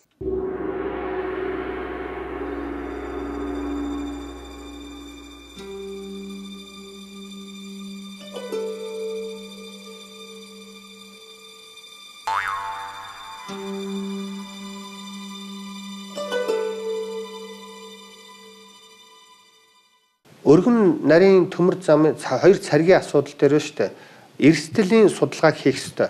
Яагаад уул уурхай оюутлогын гэрээг би их ярьдаг вэ гэдгээ хэлье. Яагаад вэ гэвэл яг энэ тал дээрх мэрэгжлийн хүмүүсийн дуу хоолойг улс төрчид нь авдаг. Оюутлогоор би одоо гэрээ байгуулахаас өмнө бие даасан хөндлөнгийн эрдэмтэн шинжээчдийн дүгнэлт аваач. Тэр дүгнэлтийг тойрж улс төрчид ярих ёстой. Төмөр зам гэж стратеги байдаг байхгүй юу? Энийг ямар ч ус өөртөө дэрий бодож байгаа. Манай энэ алан зургийн шиг бодож төмөр замаар тоглож болохгүй шүү. Галаар тоглосонтой л. Энэ өөрөө стратеги, энэ өөрөө артерийн судсан. Энэ өөрөө артерийн судсан. Та нар тэгж ойлго. Өнөөдөр хэвлэл мэдээллийн хэрэгслэл, сайтууд, сонингуудын нийтлэн бодлогод өнөөдөр бид нар өөрсдөө оруулахаас өөр арга байхгүй. Өөрөөр хэлбэл бүгд адилхан. Нүд хэднээс чи ядуу хаалтын гэрэж нэг юм хийгээл тэгээд амтны мөнгө авцаа амт чинь дуурахгүй. За одоо өнөө тогтвол яг хөө гэхээр сэхэтнүүд, эрдэмтэд шахалтын бүлэг болж ажиллаж чадвал ард түмнээ өмгөөлж дуурахны боломжтой. Ард түмний төлөө. Гэхдээ төрийн албан хаагчид маань өөрөөсөө бас их асуудалтай. Бүгднгийн нь бол яг захиргааны аргаар бас баттуу барьдаг. Тэгэхээр хамгийн чөлөөтэй үгүй ирэх боломжтой хүмүүс нь эрдэмтэд өөрсдөө. Тэгэхээр эрдэмтдийн дуу хоолойг нэгтгэж, уриалга гаргаж, өөрөөр хэлбэл нийгмийн одоо дунд хэсгийг голлон бүрдүүлдэг сэхэтнүүдийг бас туршиж босгож чадвал энэ эргээгээд нийгэд хүчтэй дуу хоолой болж чадна. Энэ монголчууд чинь тэнэг юм шиг царайлж байгаад айгүй эвгүй улсууд шүү. Тэ? Ёстой гал дээр шараад ичиж мэдэх байх шүү. Ингээд эх орны нэмэс хүүтгээд ингээд дуусаад эхлэх юм бол Монгол залуучууд зүгээр ар суухгүй. Төвдүүд чиг өөрсдөө зулын гол болгоод шатаадаг тийм усуд биш. Монголчууд эрдэнэс ярьдаг гэсэн дээр аваад өгнө гэдэг те. Тэгээ нэг өглөөс ирэхэд чинь шоронд өлгөгдсөн л байж мэдгэл баг.